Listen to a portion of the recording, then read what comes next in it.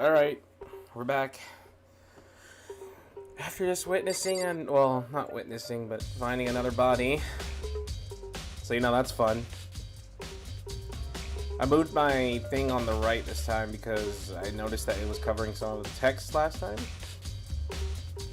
So, let's go ahead and jump on it.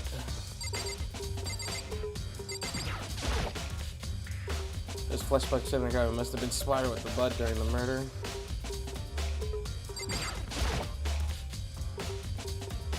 There's a dumbbell on the floor, and there's a blood stain. There's a blood stain on the dumbbell. Moto passed out a blow to the head. It was a blunt object that was what killed her. Does that mean the dumbbell is actually the murder weapon? Right.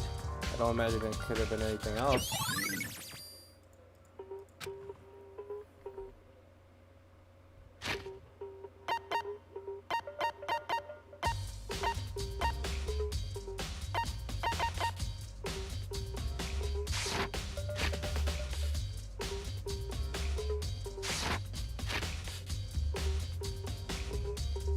Oh, that's that.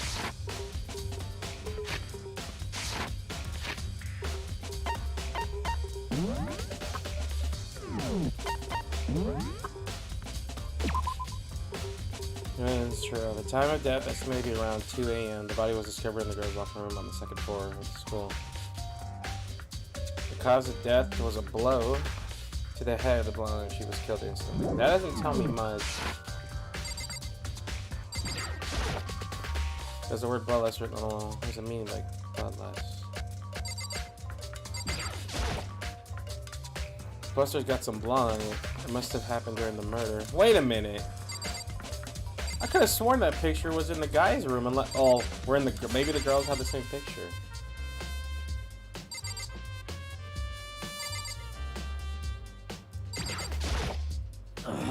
I use this locker room all the time now. It's become the site of heroes. Well, why was she killed in the locker room? Actually, if you think about it, she could have been killed somewhere else than carried here. She was very light, that is true. It wouldn't be hard for someone to carry her, but still. I still think she came here on her own by choice. What makes you say that? She's been talking a lot lately about how she wanted to get stronger. So you're saying she came here to exercise? But according to Monoko Fire, apparently she was killed around 2 in the morning. Could she really have been exercising that late? Perhaps. Eno or myself are usually in the locker room during the day, so she was probably avoiding it then. Avoiding it? Although we invited her to join us more than once, she never showed up. So I can only assume she was trying to avoid us. Instead, she came to exercise in the middle of the night. However, perhaps it is difficult for me to imagine she would have come alone. She did want to started exercising, but she specifically mentioned she couldn't do it by herself. She needed support from others. So you're saying she could have come here in the middle of the night to train in secret, but that she also would have come with someone else? It's a possibility, I think.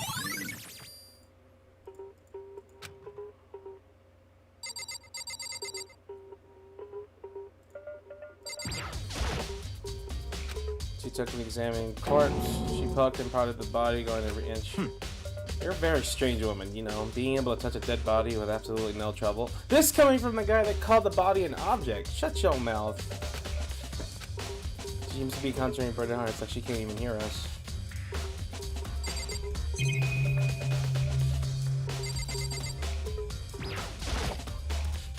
can feel like draining on my own body into a dead body. Very strange. But the more I look at the more strange. What? But we're still not sure he did it. Is that what you want to say? I feel like Byakuya had something to do with this.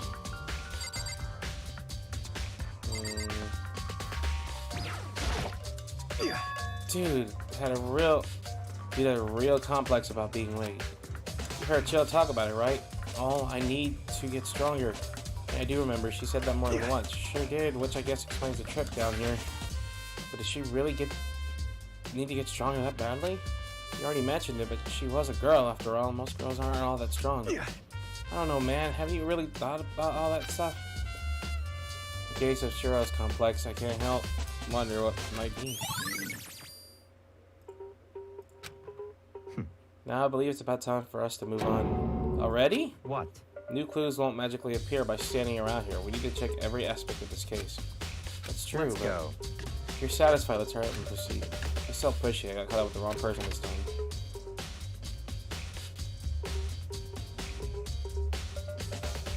So this is our next location. This is related?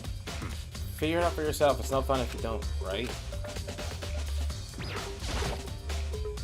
There's a bunch of different color pool related items on the shelf. Nothing to do with the case.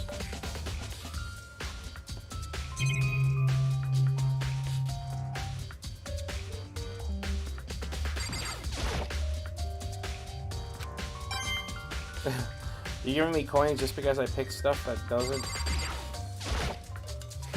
It's not even a serious. Oh.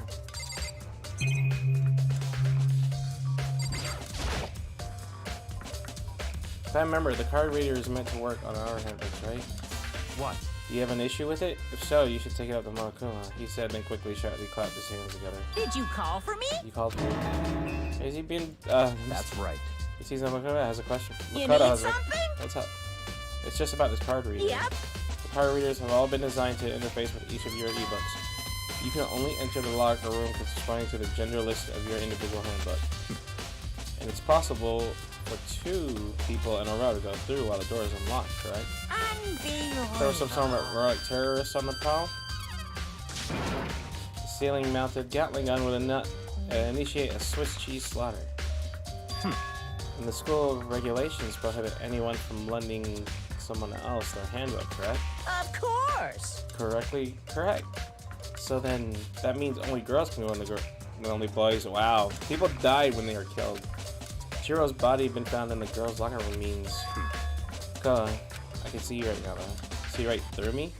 Allow me to tell you what you're thinking. Since Chihiro was found in the girls' locker room, the killer must have been able to get in there. No. So in other words... As such, the killer must be one of the girls. Did I get it right? No. Not at all. It's Chihiro's a dude. Such ignorance. Good lord, you're simple. But am I wrong? You should pay closer attention to the regulations. The answer has been right in front of you this entire time. Loaning your e-handbook to another student is strictly prohibited. Only the act of loaning a handbook is prohibited. Borrowing someone else's is pretty fine. I would expect nothing less from the precious son of the noble Tsugami family. Well, I don't think that's the case either. So you managed to slip out the loophole in the regulations. Knowing you, I would bet you created it on purpose, didn't you? To add a little more excitement to things. You treated me like a punny little appetizer instead of a main course that I am. Now then, since the dead can't actually talk, they're not people anymore, they're things. Yep. Get it? Got it? Good. Wait, hold on. You're saying that's a loophole, but in order to borrow something from someone else, then that would mean someone would have to loan it. Why you? I'm sleepy. Just listen to you make me want to pass out. Be more like Rebecca and get your poop together.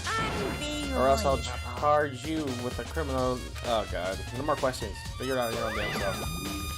That's fine. Well, I know you're unfortunately lacking mental facility, so I'll fill you in. Let's head to the main hall. Main hall? That'll help you understand what's going on.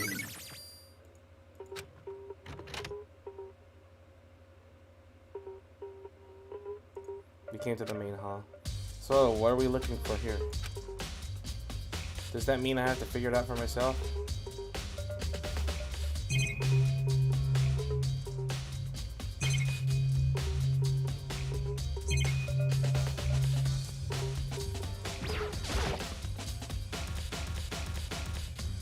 There's a mailbox here. Could there be something inside? It's an e-handbook? No, wait, there's 3 of them. What are they doing here? So you finally found them, huh? Did you know these were here? I happened to find them by chance myself the other day. It seems there's a system in place where the handbooks of dead students get delivered to this box. So then, there's 3 handbooks belong to Junko, Leon, and Sayaka. You can go ahead and confirm it yourself. I immediately turned on the handbooks, and when I did...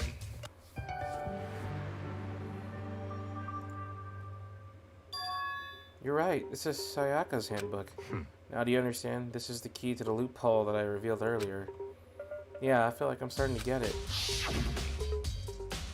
You should pay more close attention to regulations. The answer has been right in front of you this entire time.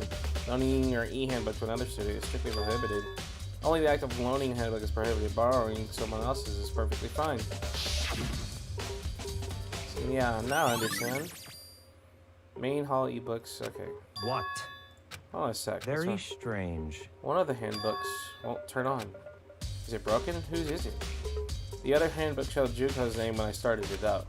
then the ones that won't turn on must be Leon's, right? I see. It would make sense, yes. After all, he did get pummeled with dozens of baseballs. Pummeled with baseballs.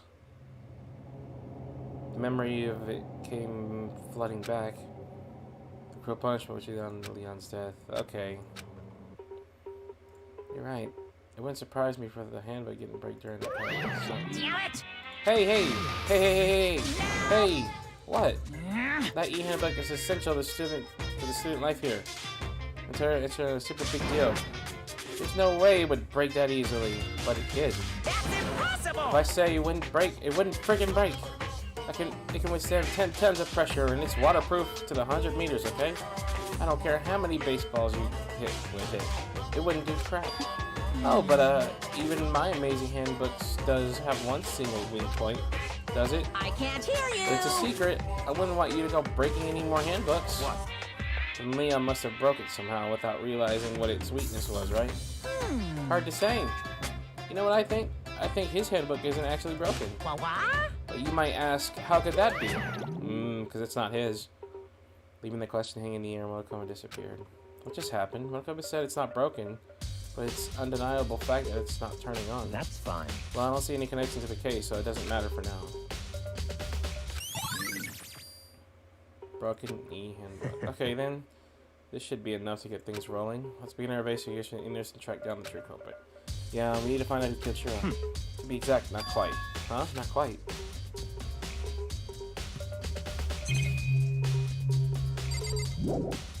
Hold on, this shit.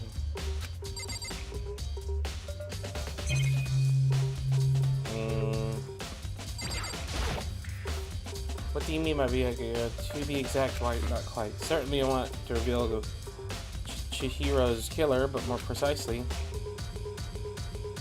I want to discover the true identity of Genocide Jack. Then you truly believe Genocide Jack is the one who killed Chiro? Don't make me repeat Absolutely. myself. I have no doubt that Genocide Jack is the culprit of this case. That murderous fiend is Genocide Jack, right? What? There's nobody else here else could be. A murderous fiend who You just said it could have been any of us, and now you're just throwing it out there like, oh, it can't be any of us. It's Genocide Jack. There's a ghost attacking Charlie and then stepping away before the police can catch up with him. And what name did the internet give them to the mysterious hero Genocide Jack? They say he's killed thousands of people, but that's gotta be an urban legend. Still, could one of us really be demented psychotic to kill like that? You're not wrong to wonder, but words mean little right now. I have something that'll prove it, and I could show you. What did you... Oh. Don't make me repeat myself. Is that really proof? There's somewhere I'd like to take you. This will provide all the evidence you need. It's all clear. Evidence that Genocide Jack is the one who killed Chiro. Evidence or something like that. Really? Ah, hey, you two. Big trouble. Need your help. I don't have time to We're play busy. with Leave you. us alone. That's emergency. Emergency. Come on, please. You gotta help. It's a serious emergency. Please, you gotta help. Just calm down, okay? I mean, It's an emergency. What happened? No. Something's wrong with Toko. She's acting super strange. Well, I mean, she was acting pretty strange earlier, right? What should we do, Byakuya? Very strange. Since it's Toko, I must admit I'm intrigued. I suppose I can take a second to see what's going on with her. Are you sure? Don't make me repeat make- myself. Oh, okay. I didn't expect that. I thought for sure he'd just say no. yeah. Wait for us! Let's go. Looks like we're headed to the dorms. Toko's room, most likely.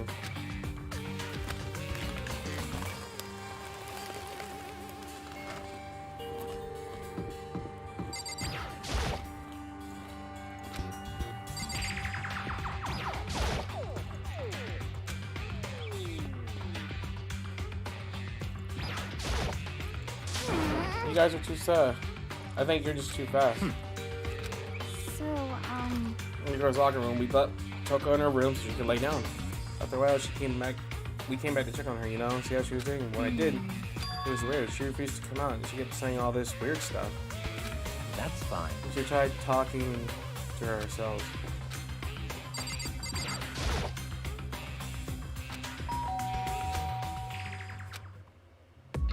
Then? The fuck? Holy crap. An aura of negativity flowed out from behind the door, focusing, I guess. What? Oh, Nothing.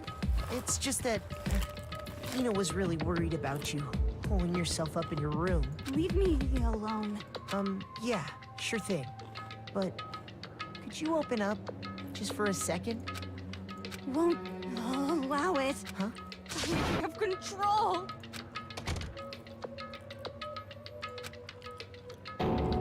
What was that?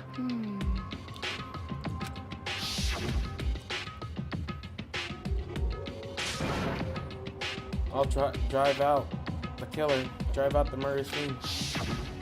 It doesn't make any sense, right? I was afraid to leave her alone, so she tried to bust her door down. But it felt like something was holding and shutting on the other side. I couldn't even budge it. Does she think the same thing as Byakuya? Does she think that the serial killer doesn't really murdered her? But What? She just said she was her. Yes, this idiot. That's fine. I guess you can ask when you want.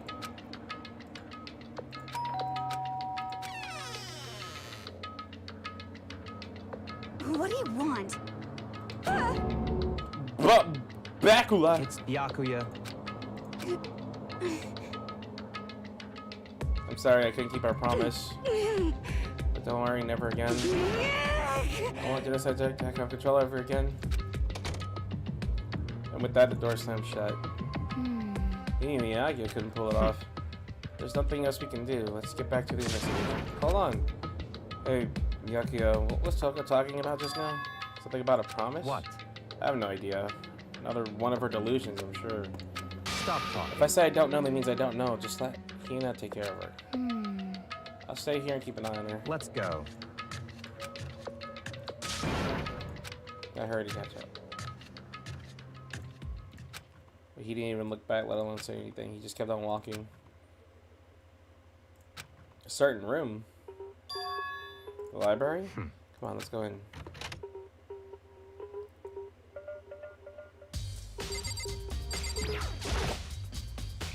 The evidence that proves the genocide jacket was really in the Don't library. make me repeat myself. Again.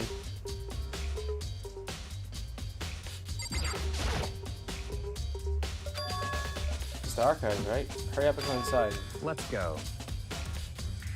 It all makes sense once you're inside.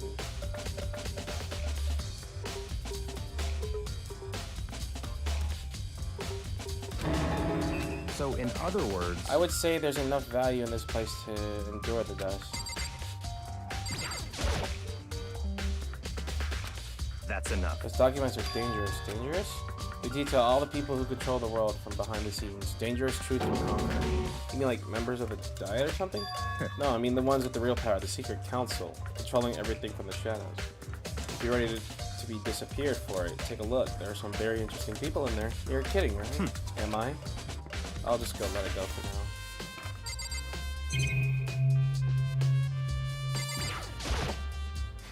If you pay attention to your surroundings, I'm sure you'll discover the value for yourself.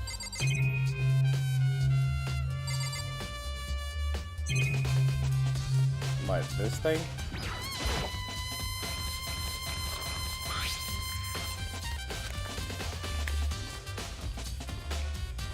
There was something inside. I wonder what it was.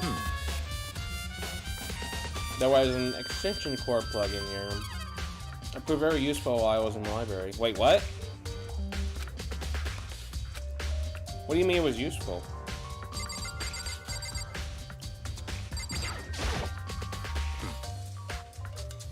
Repower secret. The detail all the people.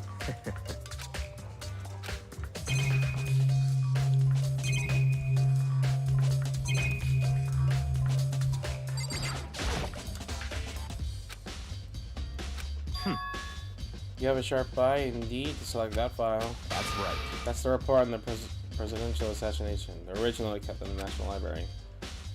It won't be disclassified for another 30 years. You sure you want to look into that now?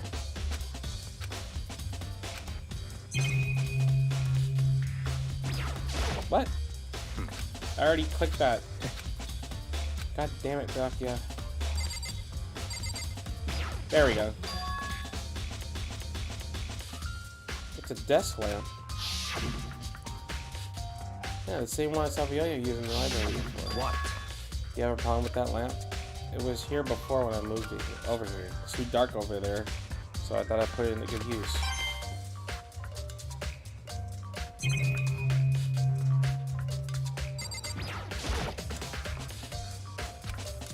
If you're thinking for looking through any of them, let me give you a little warning. Those things are filled with graphic, disturbing photo scenes. All those files there are investigating reports related to different cold cases. So are you finally beginning to understand the true splendor of this library? The entire reason I was interested in the library is because of this room right here. Interesting. It's home to classified government documents, police records, things no ordinary person will ever see. This can't be for real, right? Such ignorance. That's your guys' problem. Anything that doesn't fit into your reality, your label is a lie. Well, it's not that. It's not like a total refuse to believe it, but I mean, there's just so much. How could anyone have put all this together? I suppose it goes to show just how much power Hopes P truly wields, and perhaps the mastermind may have wanted to provide us with enough entertainment to keep us from getting bored. It's no use. I can't keep this up. It's just too unreal. You still can't believe it? What about you? How can you believe it so easily? Things like that are usually impossible. What do you mean, usually? Usually normal, ordinary, simple? Those things don't exist anywhere in the real world. If you don't understand what they actually represent, you don't understand the nature of anything. You don't pull your punches, do you?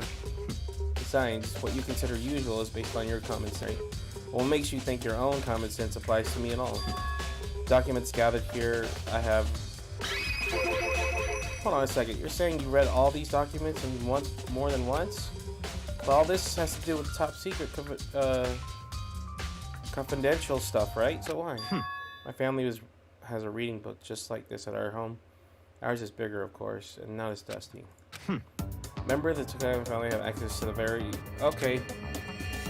Ours as well as domestic. So, in other words...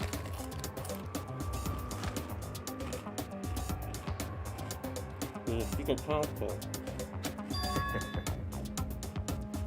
My family is a member of that council. And have with me the bloodline that will allow me to one day bend the world to my will. But to become such a ruler, I must know all levels of this world backwards and forwards. So whenever I have time, I will review whatever documents and matters that interest me. Which is why I can proclaim, without a doubt, that the materials gathered here are the real thing. This is not telling me how this is Genocide Jack, though. And what always interests me is the cold case police. Reading through those reports has always been a hobby of mine ever since I was little. It's excellent mental exercise. I've solved more than a few of those cases just by reading the reports. And among all those reports, one of my recent favorites is the Genocide Jack case. That's right. So many Genocide Jack cases have been compiled in here. Because there's so many, allow me to quickly summarize the main points. To begin, there are two notable characteristics in every. First characteristic is that every crime scene, the word blood is written in the victim's own blood. And the second is that when the victims are murdered, their bodies are suspended in a certain way. Though it says written in the victim's body suspended. It's exactly the same as what happened to Chiro. Save your surprise, the bet party's yet to come. For the second characteristic, where the victims are suspended. The only ones who knew about the particular fact were members of the police and the other higher-ups. By all accounts, nobody in the media ever found out. In other words, no one on the news, no one online, nobody knew about that aspect of each crime. Only key officials, the killer himself, knew about the act of mounting the victim. Now, if you recall Chiro's corpse, her body was most certainly mounted in this fashion. So how could the killer have known about suspending the victim? Right. That's the key question, but the answer is quite simple. So, in other words... The culprit isn't a copycat killer, it's the real Genocide Jack. I doubt it. In other words... That right there is the evidence that Genocide Jack has hidden himself along with the rest of us. The Genocide Jack really is such a brutal, fiendish killer, really is walking around among us. Maybe it was the person that said it was her? I don't know. I'm just spitballing. Bianca didn't spitball that. Because they're starting to get interesting, aren't they? Never imagined a killer such as reputation would ever become part of our little game. Now, don't you think it would be good for you to take a look at what I've already seen? You might just manage to ferret out a clue or two. Such If you ignorance. get down on your knees and beg, I might even show you myself. I'm good, buddy. Thanks. That's fine. Well, you didn't beg, but I guess it's okay this time. Feel free to look.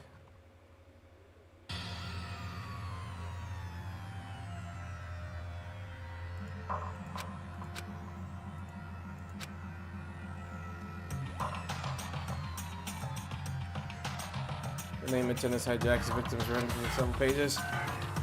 It's a bunch of people.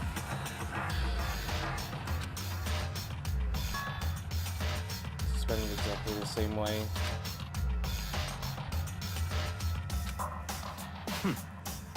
Now take a look at the next page and you'll find another interesting tidbit.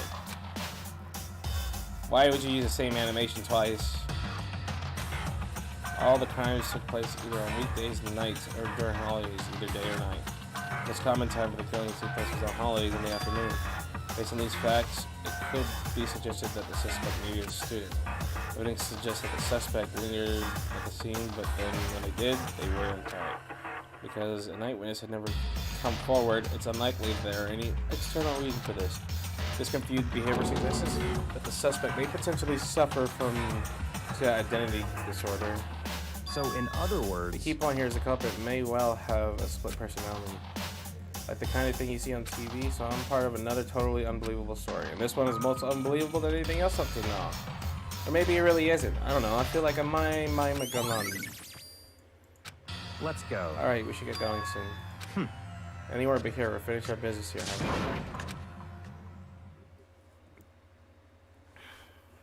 Here's the thing. He's not wrong about Genocide Jack being here, but the fact that she's hanging on... I'm trying to put two and two together because he said he used the wires before, but I don't know. I really feel like he's involved somehow. Maybe not with the killing, but I don't know. Because the fact that he already read the file of Genocide Jack, and he knows how the killing goes. So he could have just as easily set that up just so everyone else can fall for it, but the real question is, why would he do that? Well, this is where we part ways. I have something I need to take care of before they pass trial. Just all of a sudden? I don't have time. Come on, enough of your annoying misapprehensions. Do you really think we'd be together this whole time? Wow, sounds like a breakup. Take responsibility for yourself and do something useful. Move to the investigation forward on your own. Goodbye.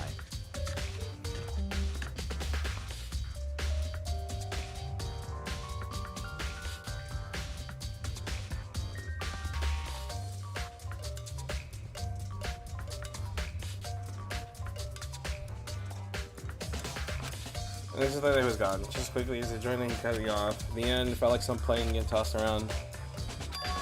Dennis and Jack, he's the one that killed Shiro. No.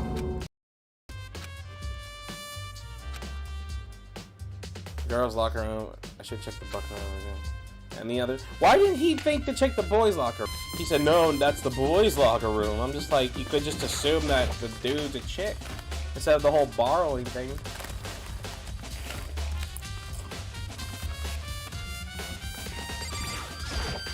Da-da-da-da-da! Ifumi has discovered evidence related to the identity of the culprit. I feel as if... What did you find? I cannot reveal it just yet, but I guarantee sure that of what it. I found will steal the killer's breath from his lungs. Are you sure about that? The Senator said she'd witnessed something worthwhile too. Well, He refused to it tell me. would seem... It's like when the girl bullies the boy she likes, right? Okay, so then where's Celeste now? The warehouse by the dorms? He was there, but at the same time not there. What's it gonna be?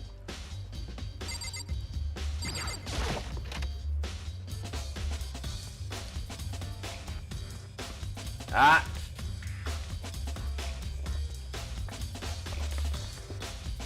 I knew it. That picture was not in here. So I'm guessing, yeah, because you see the other picture that had... It's probably a Wolverine called Tornado. Somehow it doesn't quite fit in the boys' locker room. There's a strange stain on the carpet. What is it?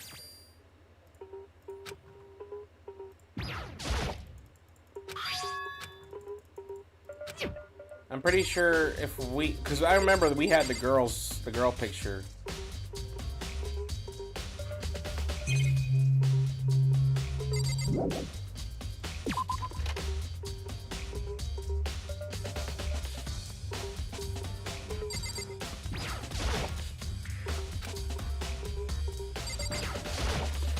Alright, let's go back.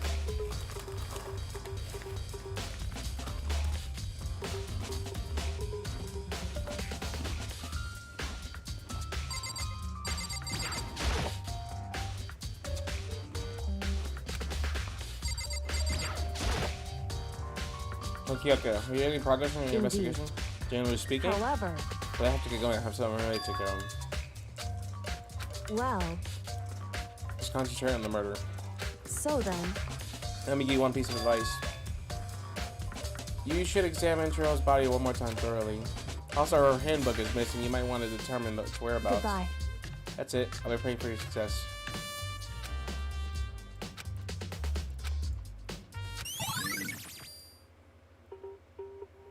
Wait. Okay, so I should have done it one more time. I know she said thoroughly, but I do have my limits. Well, I better give it a shot anyway. Let's see. Her hands are bound with what it looks like to be kind of rope. The rope used to prop her up is kind of a fixed position. Huh? This rope has a plug? Ah, so he did do something. Because he said he used it before. This is what he used. But the more I make it, the more that's not the only thing that concerns me. Cheryl's fatal injury was the blow to the head, which means someone struck her in the head in order to kill her. There's an issue of her being suspended in the fatal blow. At first, I didn't see any reason to think too much about either of them. But seeing them again after looking through the Genocide Jack file, something's not quite right. What does this all mean? Well, the one thing is most likely to tie all these mysteries together is the true nature of the rope that was used to suspend Churro. And to figure that out, there's a certain place I need to revisit and look over again. Plus, it might help to look the Genocide Jack file one more time. Okay, let's go back. Wait, there's more? Oh, let me ask them. Damn. Churro's presence here. Oh. No forgiveness. To target such a helpless being, it's unforgivable. What a wretch beast tradition. I cannot forgive this. Dude had a real complex about being weak. I think I read that already.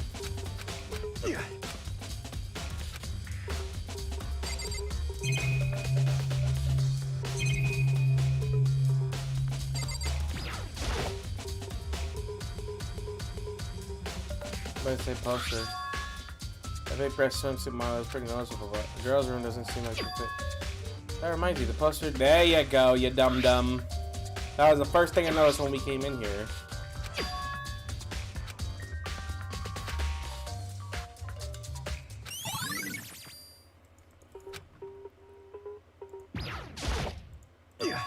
Oh no, can't ask you obviously.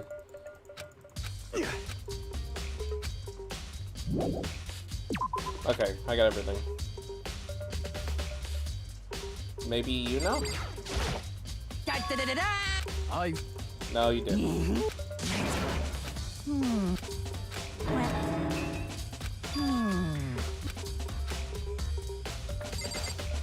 Alright, let's go. Wait, what? Is someone else in here?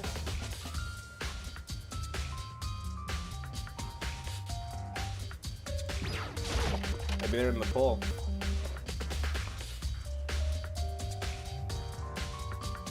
Oh, hang on.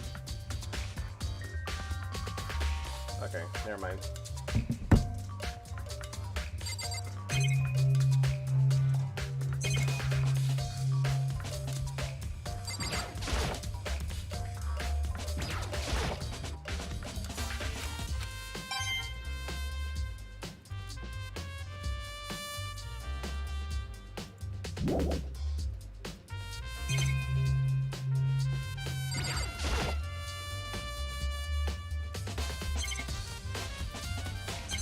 nothing here. Okay.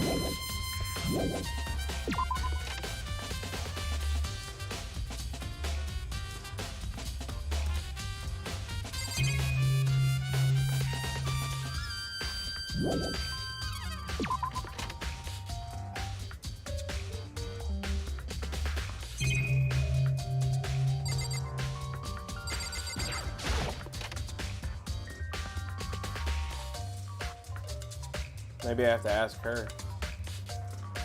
You spend a lot of time exercising in the girls' locker room, right, Sakura? Of course. I've used it nearly every day since it opened up. Sometimes you and I use it together. Okay, then let me ask you something. Do you think the posters in the boys' and girls' locker room could have been switched? I'm sorry. Sorry, I can't really say. I never really paid attention to the posters. I see. However, But there is something that's been bothering me about the locker room. You see, I like to drink a little protein coffee every time I finish exercising. We have protein coffee in the warehouse. It's not the highest quality, but I don't have a lot of other options. I mix protein powder with coffee and down the glass after the exercise. Anyway, the other day I spilled some on the carpet in the girls' locker room, and it left a stain. A stain? But I don't see any stain on the carpet now. Of course. Exactly. I noticed it earlier. The stain has disappeared. I only assumed that someone came along and cleaned it up. But still, isn't it unusual clean? As if there was never a stain in here to begin with.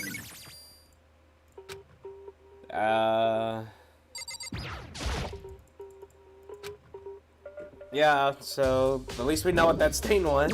Does that mean I had to go over there and confirm that?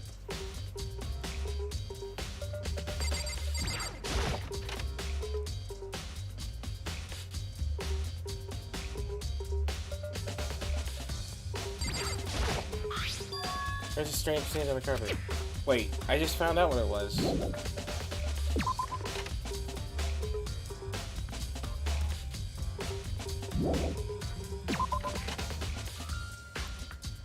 Okay. Oh no, wait, I have to go back.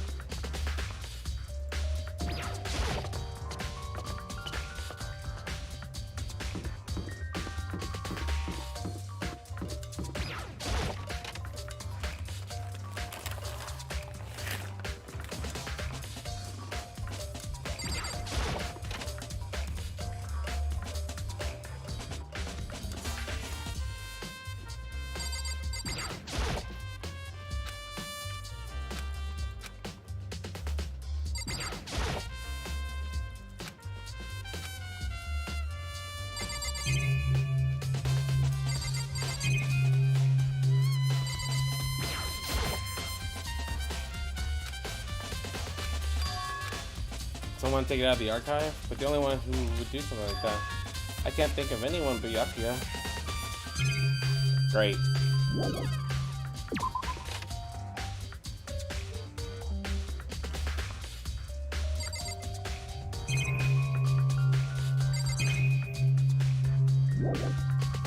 Wait.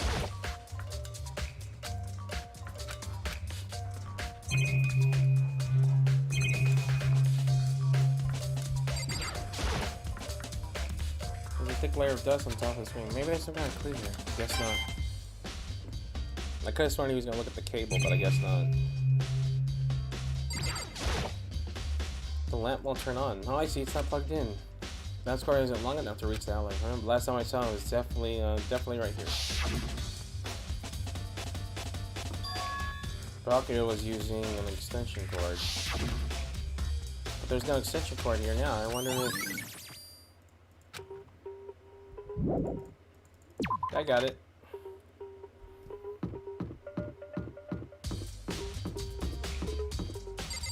Okay.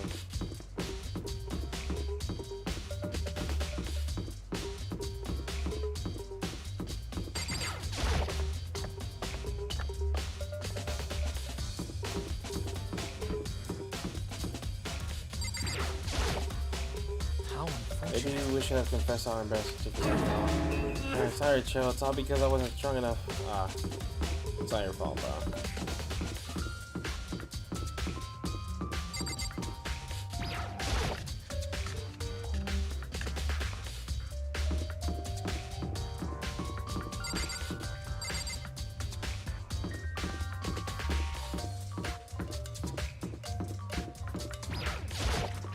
sister's in the warehouse?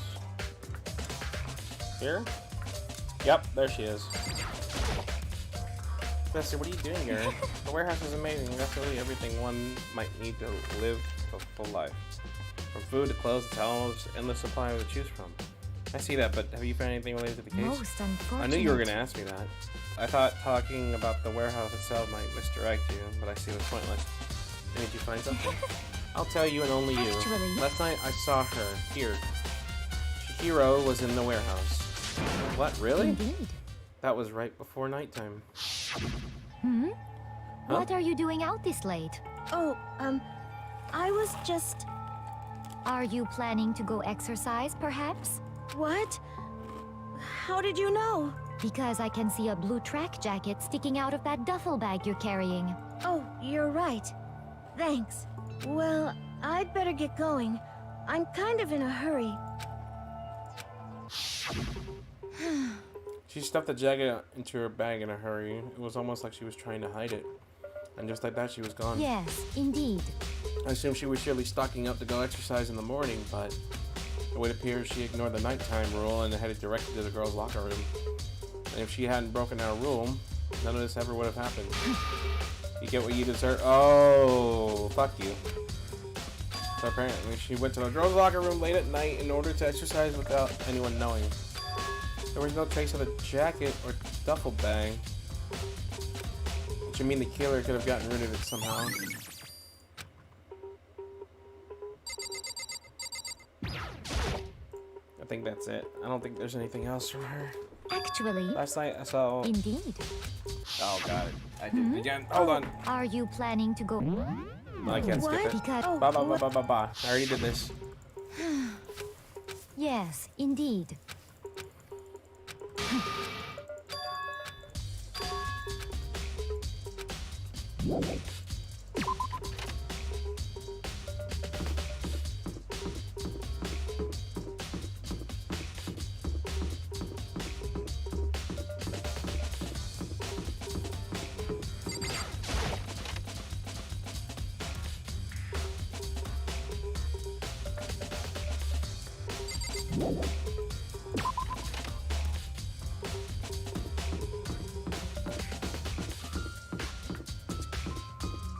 Maybe it's in one of the locker rooms? I don't know.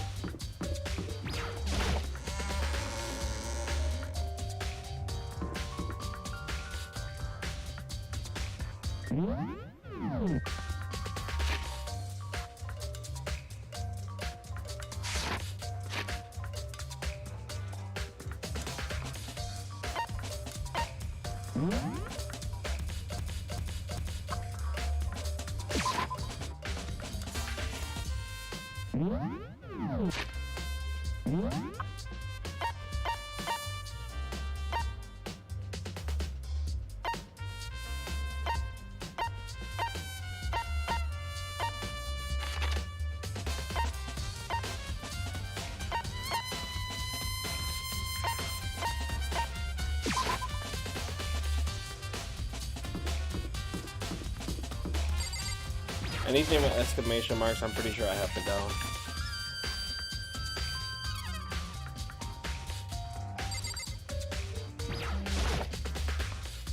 How's Tucker doing? Same as before, she won't come out and she just keeps on mumbling something about genocide Jack. So I just left her there. You left her? My head was all swimmy and I was getting pretty hungry. Yeah. But don't worry, I'm gonna head back as soon as I'm done eating. Tucker's not exactly pleasant, but I'm still worried about her. What are you eating? A donut, of course. Of course. There are two things I'm sure God created. Outer space and donuts. Really. But Churro would have liked to eat donuts. Maybe that was her one big regret. I shouldn't try to pretend. I should have tried to spend more time with her. Come to think of it, who did spend time with her? Well, Yeah, she's a little bit strange. I didn't really hang out with the other girls much. It was like she was trying to keep her distance from me. Actually, Sakura said something similar. She said even though you and her invited Churro to the exercise with you, she always refused. yeah, totally. Yeah, it's true. And it wasn't just us either. It was like she stayed away from all the girls. What? Oh, well, I mean, I know why. Was she just shy? I don't know. She talked to the boys all the time. Isn't it kind of weird to be shy around your own sex, but totally fine the opposite sex? Oh wait, maybe she was used to guys spoiling her. The law says you can't judge a book by its cover, right? You think so? I never really saw her that kind of girl. I don't. Uh-oh. I'm pretty sure Chihiro's a dude. I mean, I've felt that way since the beginning, so... I'm getting tired of waiting. Shall we just plunge right in? It's the moment you've all been waiting for. The class trial. You remember where to meet, right? Please go through the red door on the first floor of the school. See you soon. Okay, I think I got everything I need, but I still...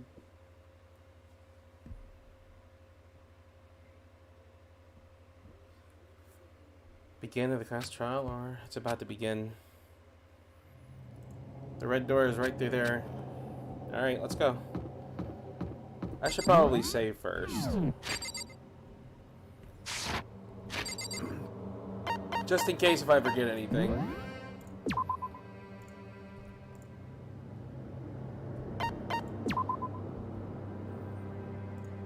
Okay, alright, here goes nothing.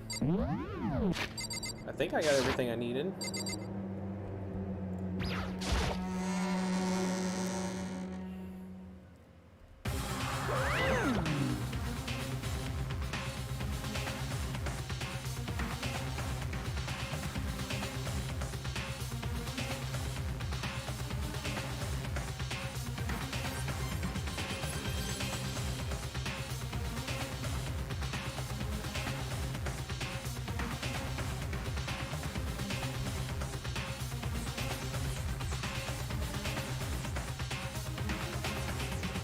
So, is everyone ready to what? Am I blind or are we missing someone? Yo. Yeah, Toko's not here. And Toko is... You really don't remember? Come on. I'm kidding. How could I forget that little nut job? She's a crucial part of the class trial this time. What are you gonna do? Okay, I'll go ahead and drag her out here, kicking and screaming. Just one moment, please.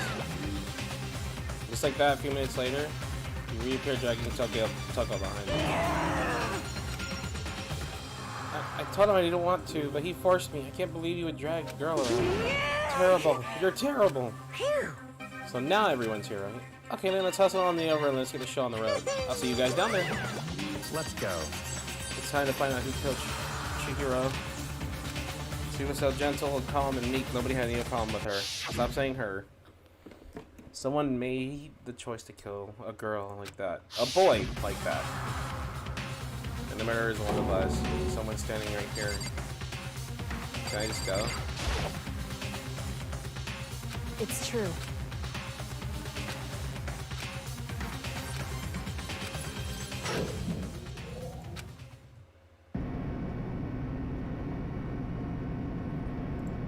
Are we doing this again?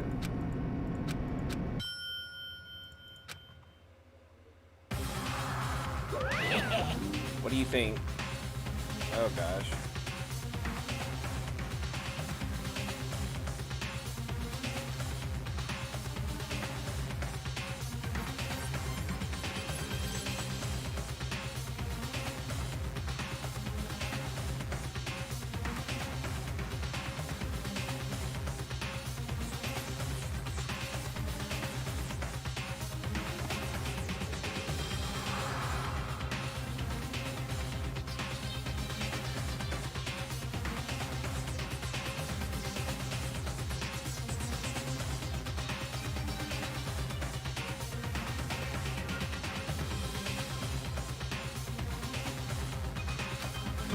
Okay. Very nice. Alright. Well, Let's get the show on the road. chills, kill!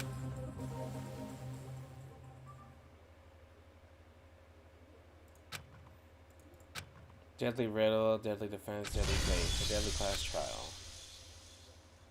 Oh, I guess I get to save it. I'll save it over this one, in case I missed anything.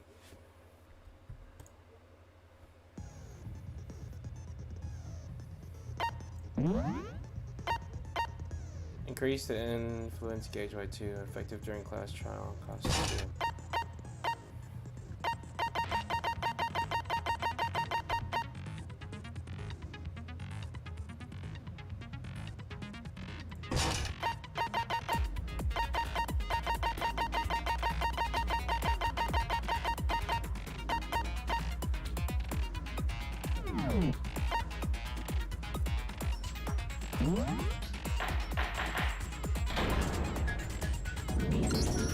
Let's begin with a basic explanation of the class trial. So, your votes will determine the results.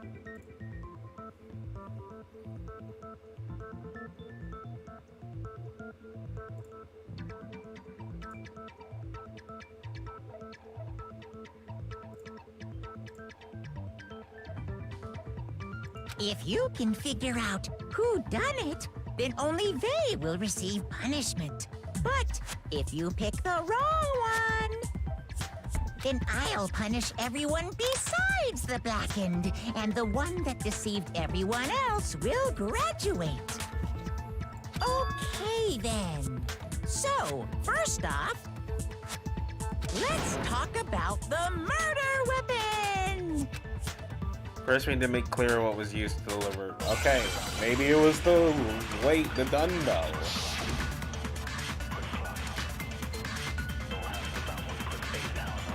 Chihiro's fatal injury. It appears it was a head wound. According to the Monokuma file, the killer used a blunt instrument. But what kind of blunt instrument could it have been? I bet it was an iron pipe. It wasn't. Interesting. What? That certainly would make for a powerful weapon.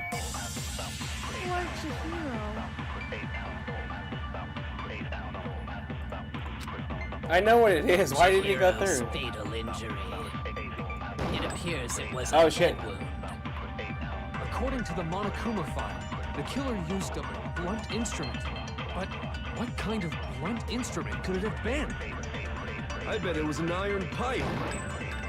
What? Interesting. That certainly How would do I have make to slow it a down and then powerful shoot?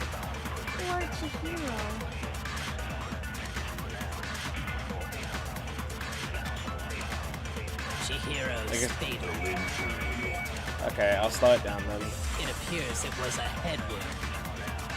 According to the Monokuma file, the killer used a blunt instrument. But what kind of blunt instrument could it have been? I bet it was an iron pipe. There we go. No, that's wrong.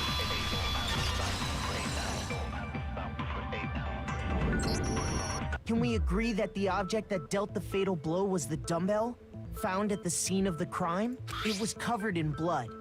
And there was nothing else at the scene that could have caused that kind of injury.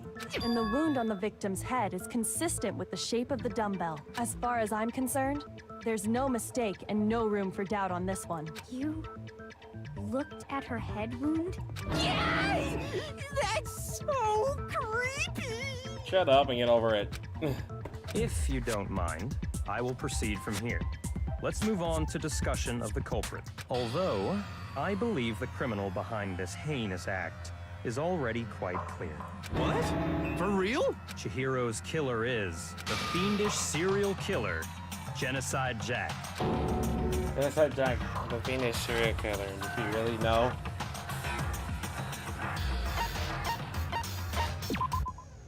For this debate, lines of white notes will appear to disrupt your reactions.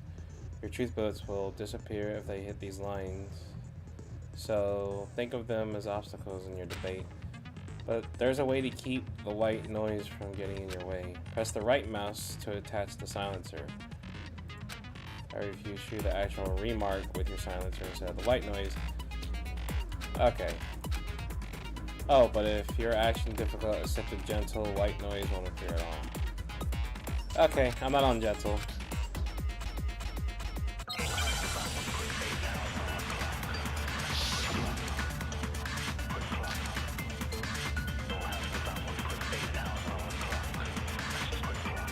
The culprit is Genocide Jack.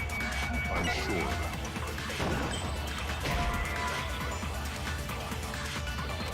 Oh, that's the wrong thing. My bad. The culprit is Genocide Jack. I'm sure of it. Case closed, as far as I'm concerned. But that's impossible. Why? What makes it impossible? Well, I mean, come on. There's just no proof for it. Okay. No, that's wrong.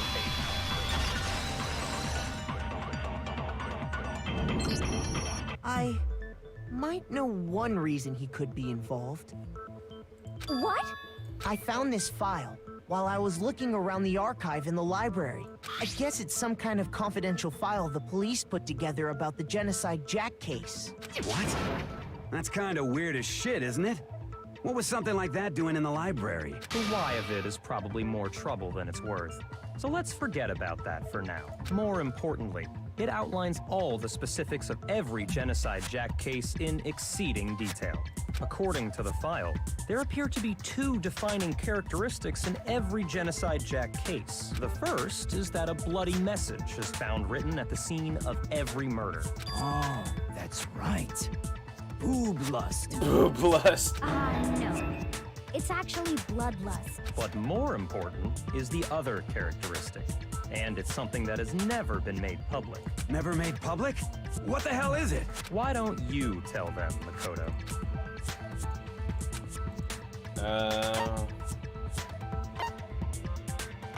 How the victim was positioned.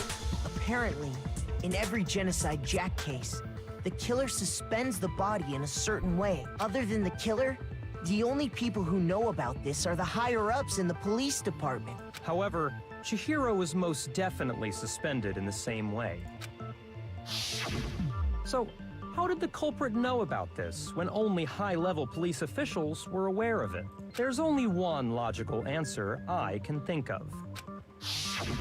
It's because the culprit in this case is the real Genocide Jack. No fucking way! You're saying Genocide Jack is one of us? Gee, I wonder who it could Yes. be. In fact, it's Toko. Yeah, see, thank you. Case closed, even though it wasn't. She is Genocide Jack, but she's not the killer. What?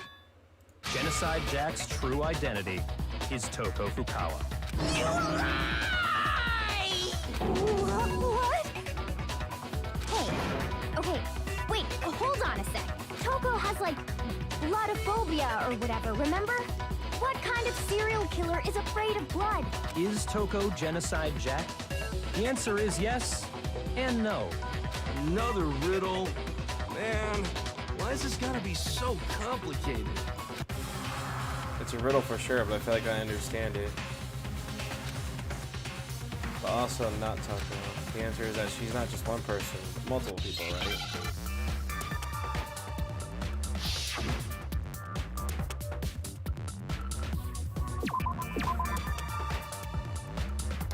I think I know this one.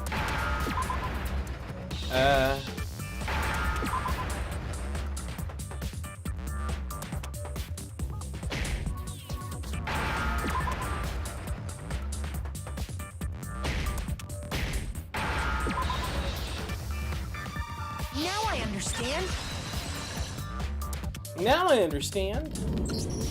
Is it because Genocide Jack has a split personality? Huh? I think I read that somewhere in the file, too. They thought that the suspect might have, what did they call it? Dissociative identity disorder. Oh, okay. But still, to go and say that about Miss Fukawa is... Perfectly acceptable. Toko's strange behavior after seeing the body is proof enough that she has a split personality.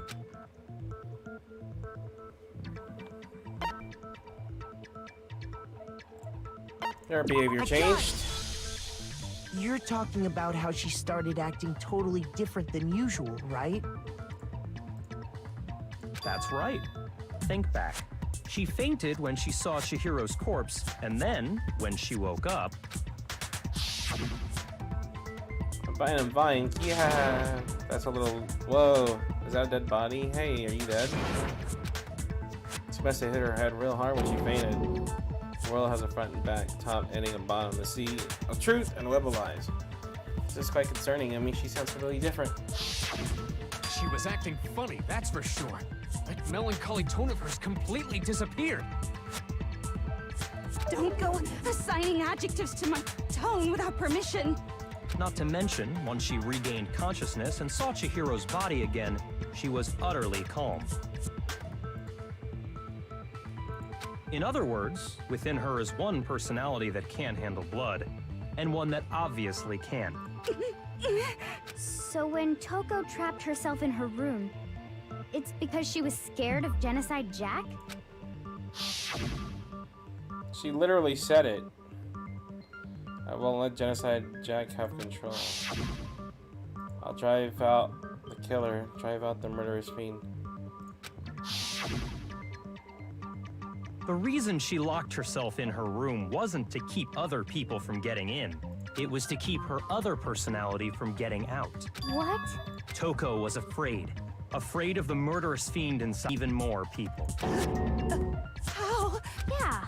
How can you know all this? She just said it at the door. You were there with us when she told us that. I do believe you misunderstood her. Trying to say isn't, how can you know all this? No. What she wants to know is, how could you tell them? Huh?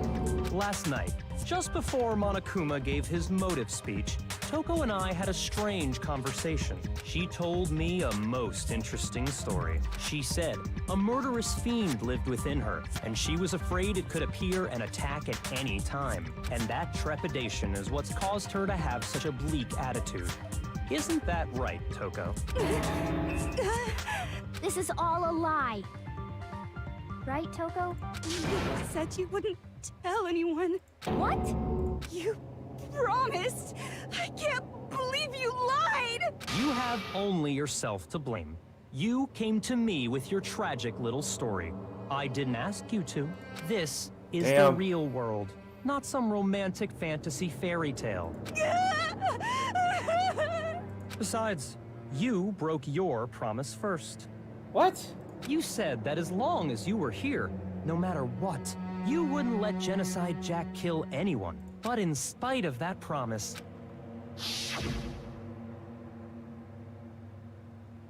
Sorry, I couldn't keep our promise. But don't worry, never again.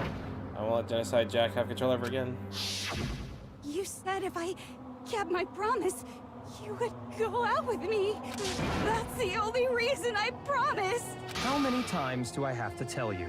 I never said that, but you weren't able to do it. You just couldn't resist that rush you got from killing, could you? I tried. I swear I tried to control it, But your efforts were useless. What a disappointment. Yikes. I hate you. Well, the opening act is nearly finished. All that's left is to hear from the person in question directly. The person? You don't mean... Huh? Took us by selling lunge backwards. A huge that echo across the floor in the next second.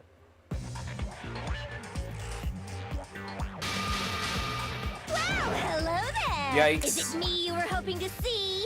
What the heck? So you figured it out, huh? Well, whatever. What are you gonna do? There's no figuring it out. You just told us multiple times. I'm the ultimate murderous fiend, Genocide Jack! Or better yet, let's go with Genocide Jill! What the fuck is this? Toko, what happened to you?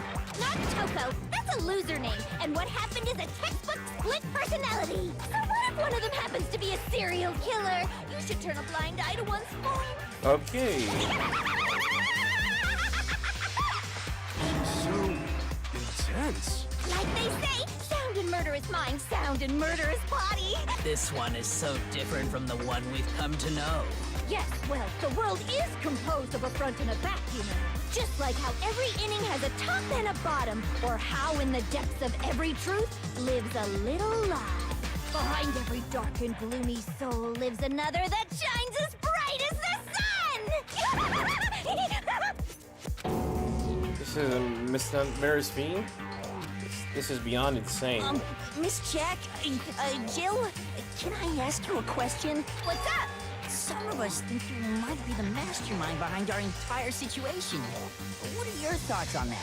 Well, I'll tell you, I am the mastermind of all masterminds! Just kidding! Then it's not true? Of course it's not true.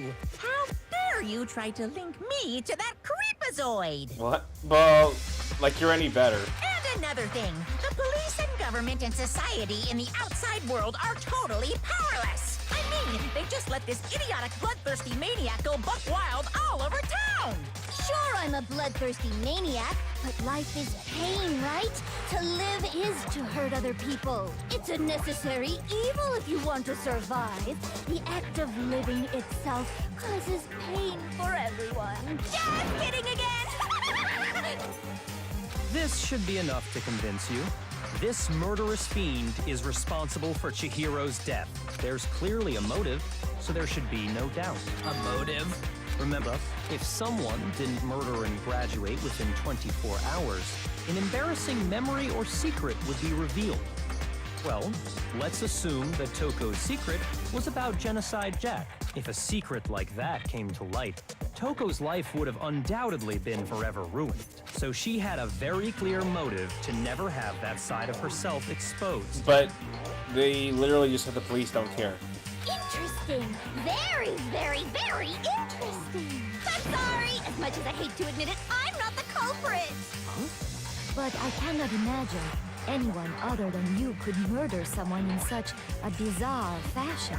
Maybe so, but nevertheless, it's the truth. Do you really expect any of us to believe you? Yeah. I could never believe a word you say, you monster. Maybe. Maybe she's totally right about that, but something's still bothering me. What she said, I need to look more details about this.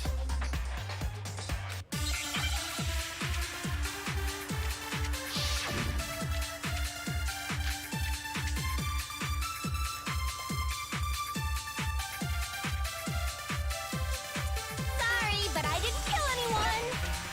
You say that, but do you really expect any of us to believe it? Perhaps if you had an alibi, that would change things. Oh, an alibi, huh? Now we're talking. When you compare your past murders to this incident, the modus operandi matches completely. What more proof do we need? Ah, I missed it. I think that... Yeah. Give it up.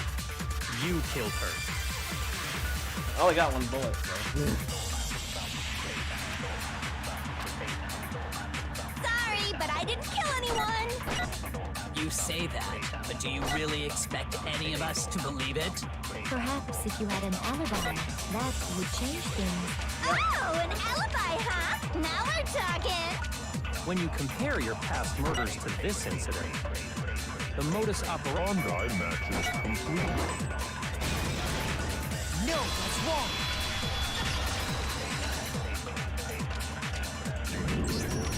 Are the methods of murder really exactly the same? I'm not so sure about that. I think there's a slight difference between the Genocide Jack cases and this one. Huh? How's it any different? Uh-oh, you don't know? Well then, human garbage, let me tell you! Oh god. I murder with passion and conviction. I consider myself a professional, and I have a very particular way of doing things. Imagine you go to a fancy Italian restaurant. They're very picky about the noodles, the sauce, everything. But what happened to Chihiro? It'd be like if that same Italian restaurant started using ragu or Chef Boyardee. This is no creation of mine.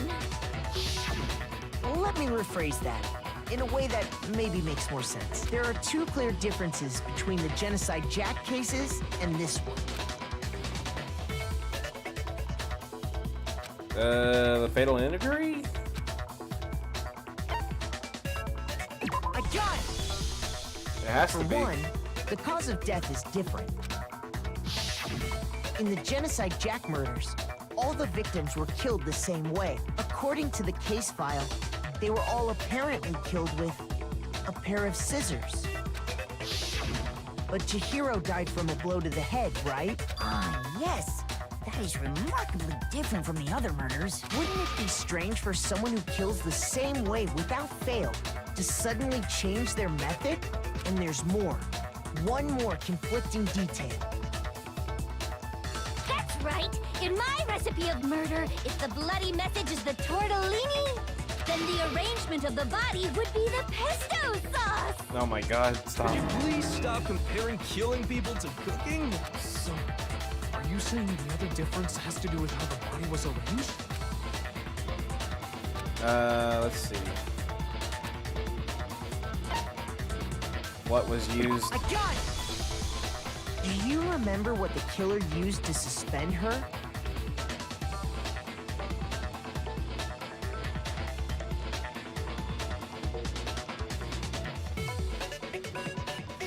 They used some kind of rope to hang her up by her wrists.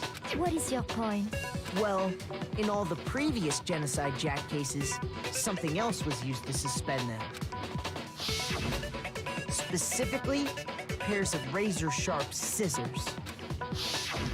And guess what?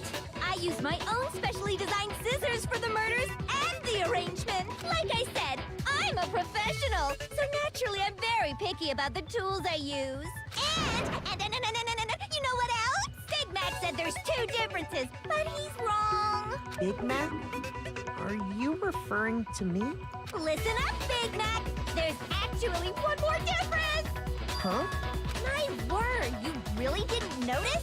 Take a look at who the victims were in each Genocide Jack case. There's a pattern there, just waiting to be discovered.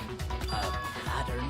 Figure that out, and it'll be plain as death why I couldn't have possibly killed that little lolly girl. Oh god.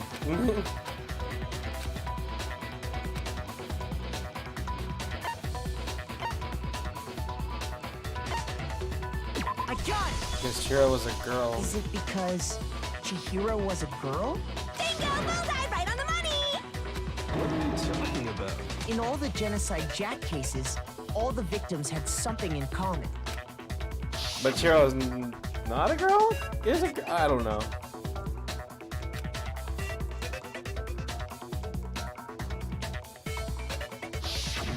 They were all guys? That's right! The people I killed with such passion and conviction are all adorable little men! I can't believe I said it! I'm so embarrassed! The hell is wrong with you? I can't help it! I'm just a full-throttle boy-on-boy fangirl! And the mopey side of me just hates it! But now I'm on the fast track to becoming a full-fledged fan madam! So, since Chihiro was a girl and not an adorable little man, you wouldn't kill her? Would an Italian chef suddenly start making ramen just because they're both noodles? Don't be stupid. I have too much passion and conviction to cross that line. Absolute reality of the one and only. We get it. You've clearly explained your hobby and your philosophy. But that's not all there is to it. It's a different matter entirely, when you're forced to kill in order to survive. Quiet, lolly cur! Lowly cur? Finally, this time I can't be mad at her for insulting the guy that needs to be insulted. I would never kill for a reason as petty as mere survival. And if by some fluke I did kill to survive, why would I bother with the message and arrangement? It'd make me the obvious suspect! That does make some amount of sense. Plus, whatever reason I have for killing, I would never leave out my prized scissors. Who would go out of their way to use a big, stupid, heavy dumbbell? Maybe you used the dumbbell because you couldn't find any scissors in the store? Any scissors? I don't just use any scissors. I only use my own set of high-class envy of the entire world scissors! There still aren't any in the school. Are you sure about that? What?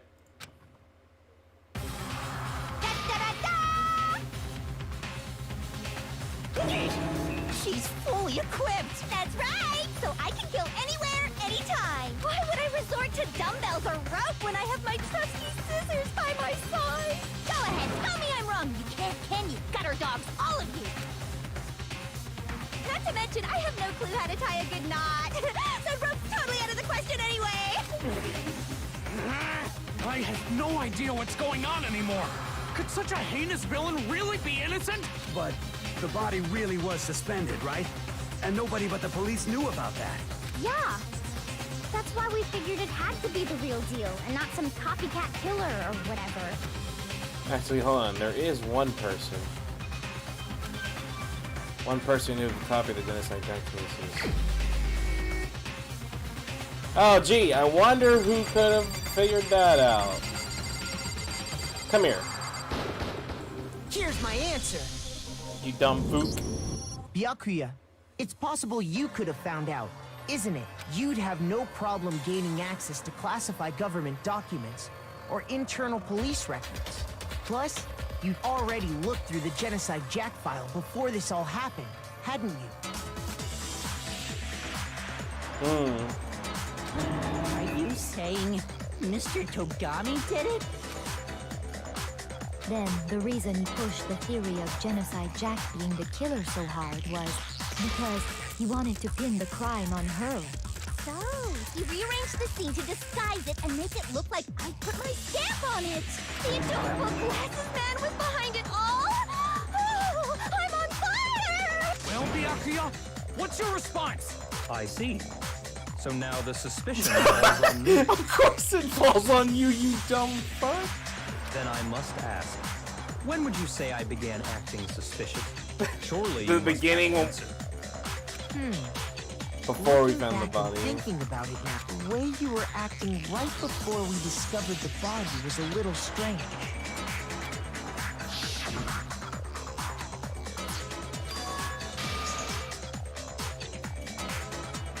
Yeah. You wanted to go to the girls' locker room right away, right? But since you're a guy... I should have naturally thought of the boys' locker room first. Is that what you want to say? No, we wouldn't have assumed where the body was in The general. victim was Chihiro, a girl. Hence why I said we should check the girls' locker room. Nothing strange about that, I'd say. On the contrary, there's something very strange. Okay then, what's so strange about it? Go ahead, share with the rest of the class. Someone finally used that phrase.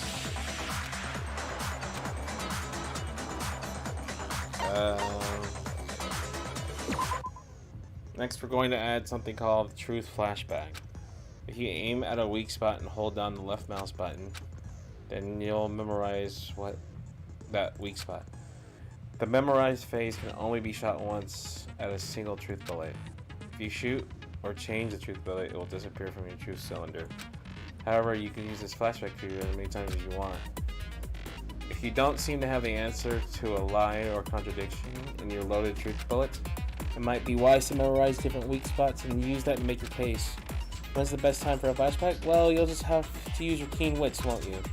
In that case, though, I will say that if you don't use a flashback, you won't be refuting anything. Well then, good luck, have fun. Wait, so...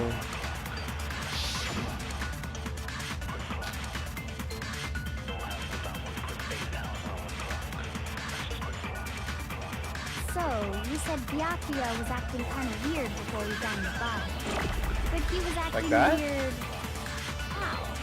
If you're presented with the opportunity to check out the girls' locker room, you Before we found the Absolutely body? take it. That's a natural reaction for any guy. So what do I use that for? The victim was Chihiro, who was a girl. So of course I would suggest we check the girls' locker room first. There was no time for pointless distractions. There's only two things I can hit. What's so strange about that? You wish you'd taken me with you. Hearing about his commentary about being a girl, I realized it's a first time music. It doesn't make sense that he could have known before we even found it. So, you said Byakuya was acting kind of weird before we found the body. But he was acting weird...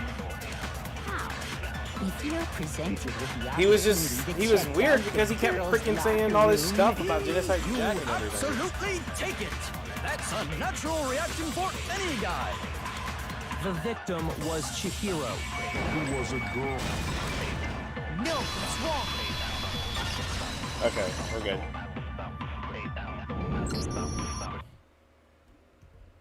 I'll tell you what's so strange about that.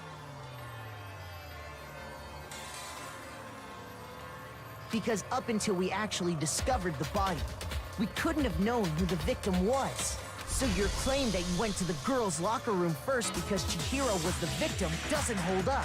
I see. That's a good answer, I must admit. Interesting.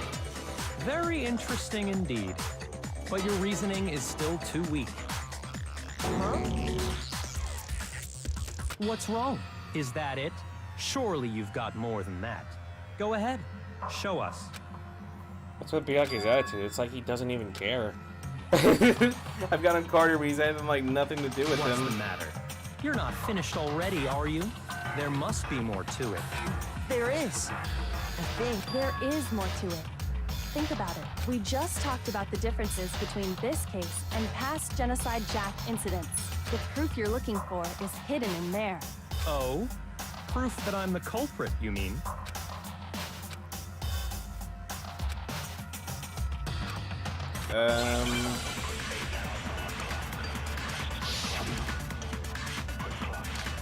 Library desk. I'm guessing it's the rope? Or not so The rope? difference between the cases? You want me to explain it again? When I want to kill, I use my very own special scissors. Yeah. And I use those same scissors to arrange the body. But Chihiro was suspended with... Rope. It was some kind of rope. Was it not? That's right! It absolutely was! No. Then there must be something very fishy indeed about that rope.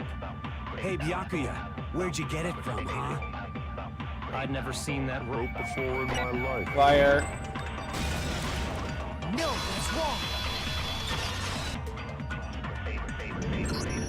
Actually, I'm pretty sure you have seen it before. Because, you see, that rope, or should I say, that extension cord? What? An extension cord? Byakuya, you've used the extension cord in the library more than once, haven't you? And the same extension cord that was in the library all this time went missing after the murder. And there's no way someone who uses that extension cord as much as you do wouldn't discover that fact. And Byakuya must be the one who took the extension cord. I can't imagine any other possibility. Why does he always shut up after we know we That's caught him? really what you think? Then your conclusion is something like this? I killed Chihiro in the girls' locker room, then hung her up and wrote that bloody message. I intentionally made it look like Genocide Jack was behind it. Is that about right? He's doing it again. He's totally calm, totally unconcerned, as if he's not even involved. Not even involved. What's wrong? I asked you if you think that's what happened. Hell yes, that's what happened. So that's it, right? Byakuya's the killer. I don't disagree with not disagreeing. He kept calling this a game, right? So he'd be totally willing to do something like this to win. Sorry, but could we hold on just a second? I think we need to talk about this a little more. Good. Do we really need to? We've already decided who did it. I know, but still, there's something that's still bothering me. Is that right? And what, pray tell, is still bothering you? I killed her in the girls' locker room, then disguised my crime. Specifically, I dressed it up to make it look like it was the work of a homicidal psychopath. What about all that bothers you? Wait, what was that just now? Something's not right. Shiro's body was definitely found in the girls' locker room, but does that mean... Can I really just accept Byakuya as the truth? Scene of the crime. got it! You say you killed Chihiro in the girls' locker room, right? But are you sure about that? Isn't it possible that the murder took place somewhere else? How disappointing. What kind of question is that? Even in the world of disappointments, this is a true letdown. Okay, coming from a guy that's literally been getting the finger pointed at. She was found dead in the girls' locker room. There is absolutely no question about that. How could the scene of the crime have been anywhere else? Well, I think it's entirely possible that she was killed somewhere else, then carried there later, along with the rest of the murder scene. The rest of the murder scene? That was awfully specific. Please tell me you have a Why were you reason for nervous saying about all their that. I believe I do. Yes, I did. When the story suddenly moved to the crime scene, Kirayo was so... Maybe like I never even realized that the actual scene of the crime could have been somewhere else. Don't just move on without permission! What do you mean she was killed somewhere else? Come on, Makoto. If there's any chance the murder took place somewhere else, let's see the proof. That's the picture. And the rug. Where is it? This. I got it! Obviously. The Well, it's proof that or that the she rug. was killed somewhere else is the poster that's hanging in each locker room. Your proof is some posters? The poster in the girls' locker room was a picture of a big-boobed supermodel. But don't you think that's kind of strange? Why would the girls' locker room have a poster like that? I bet those massive jugs of hers were totally fake! Shut up. Meanwhile, the boys' locker room had a poster of the super popular boy band Tornado. Again, that doesn't really seem to belong in a boys' locker room. So you're saying that maybe the posters were switched? And there's one other thing I noticed about the locker rooms. It's the rugs. You know what I'm talking about, right, Sakura? You're referring to my protein coffee, aren't you? Protein. Hello. While I was in the girls' locker room earlier, I spilled some protein coffee on the carpet, but I noticed that after the murder, the stain had been totally scrubbed away. No, it's not that the stain was scrubbed away, it's that it was moved.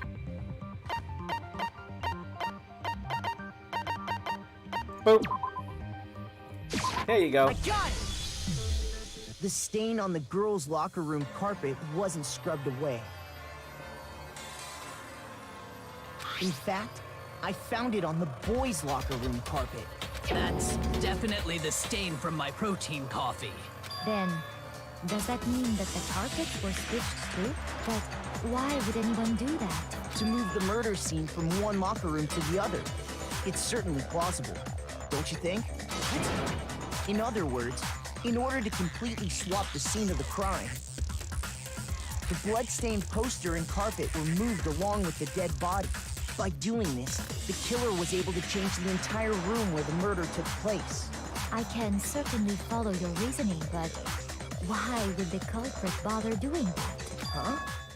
Why would they go through all that trouble of switching the scene of the crime? Because it's a guy. Actually, an even bigger question. If the murder did take place in the boys' locker room, then how did Chihiro get in the boys' locker room in the first place? Because Chihiro's a boy. To get into the locker rooms, you have to swipe your e-handbook across the card reader device. But Chihiro's handbook should have only allowed her access to the girls' locker room. She had no way to get into the boys' locker room to begin with. No, she did have a way, and I can tell you what it was. What? I highly doubt that. Shut up! I'm telling you, I know how she could have done it. Is he right? Could Chihiro would have gotten to the boys? Yeah, I figured out he was a trap before we even got to this case. Just interacting with him kind of just told me, and the way he acted around the guys and the girls. Is it really possible? Could Chihiro really have gotten into the boys' locker room somehow? Oh, hang on. My bad, guys. Okay. There's my phone. She must have hacked her e-handbook. What? She was the ultimate programmer, after all. I'm sure that would have been no problem for her. No, I don't think that's it. She used the thing that was in the main hall. Wait, you know about that? Huh? What thing? I'm talking about Leon's handbook, of course. If she had that, she could get into Broken the boys' handbook. locker room no problem. It's not his handbook, because it's broken. And we have it, because we took it. I think we took it, right? Is it really possible? Could Chihiro really have gotten into It's the last boys' one. locker room somehow? I got it! I have to hit the last one. I slowed it down because I had to think about it for a second. She was the ultimate programmer, after all. I'm sure that would have been no problem for her. No, I don't think that's it. She used the thing that was in the main hall. Huh? What thing? I'm talking about Leon's handbook. Nope. No, that's wrong. That thing's broken. No, I don't think Chihiro used Leon's handbook. Why not? Because Leon's handbook was broken. Oh. Well, then, yeah, I guess that'd be pretty impossible, huh? I am struck silent by how quickly you gave up. Plus, isn't there a regulation against using someone else's handbook? Actually, the rule states that loaning your handbook is prohibited. It says nothing about borrowing one. In other words, you could borrow a dead person's handbook all you want, and you'd be safe. Yup, yup, yup. Hit the nail square on the noggin. Of course, if it were broken, that wouldn't make any sense anyway. So then, she must have hacked hers, like I said. She used her can't ultimate hack something that's programmer skills broken. and... You can't fix an e-handbook. The instant you open one up, a security buzzer starts blaring. So, if she didn't use Leon's handbook, and she didn't modify her own handbook... Maybe Mr. Naegi's initial assumption is just wrong? It seems like there's no way she could have got into the boys' locker room. So I guess so. Okay then, I vote for Byakuya. Slow down, dude. Is that it then? Chihiro was killed in the girls' locker room because he was the one who did it. I still don't know what else I can do. Hold on a second. I agree with you. I don't think it was I him. think you're on the right track. I felt like if Byakuya killed anyone, it would be like it wouldn't have been that easy What the? to find out. You finally decide to open your mouth and that's what you've got to say? There's no way she could get in the boys' locker room, right? So, Why are you so sure she couldn't get in? There's still one other way could have gained access. what? What are you talking about? What other way is there? She could have been a different sex. Well, to explain that, break from the trial. I'd like you all to come see something. Wait. Just what do you think you're doing? Don't worry. This'll make the whole trial more exciting. I'm sure that thought must please you. Huh? It'll make things more exciting? Well, all right then. I declare an official class trial recess. For real? Now then, what is it you want to show us? It better not be boring or I'll be very unhappy. Oh, I have no doubt it'll meet your lofty expectations. So, shall we go? That's new. We head out to go to lead.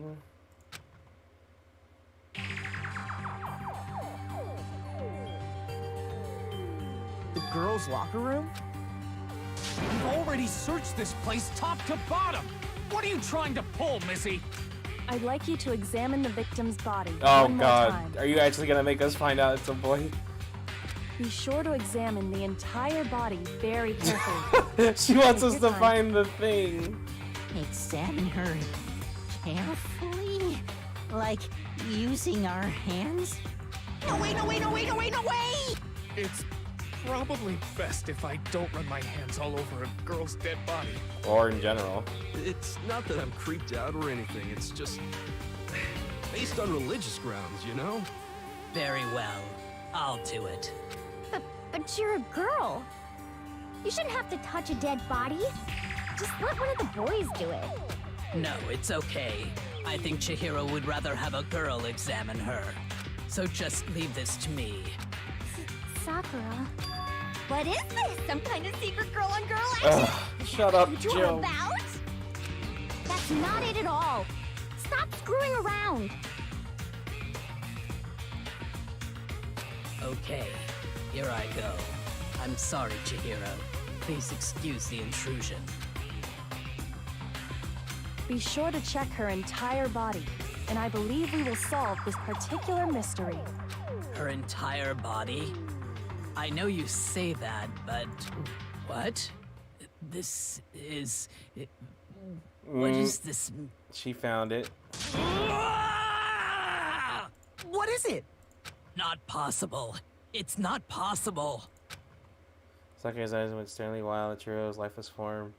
Her eyes frame trembled. This girl is Is what? a boy! Oh, big shocker! Ah, I see. So she was actually a he. Interesting. Thank you for confirming this fact. I'm glad I cut him off like that. You're joking, right? I wouldn't joke about this. Then it's really true? Chihiro was a guy?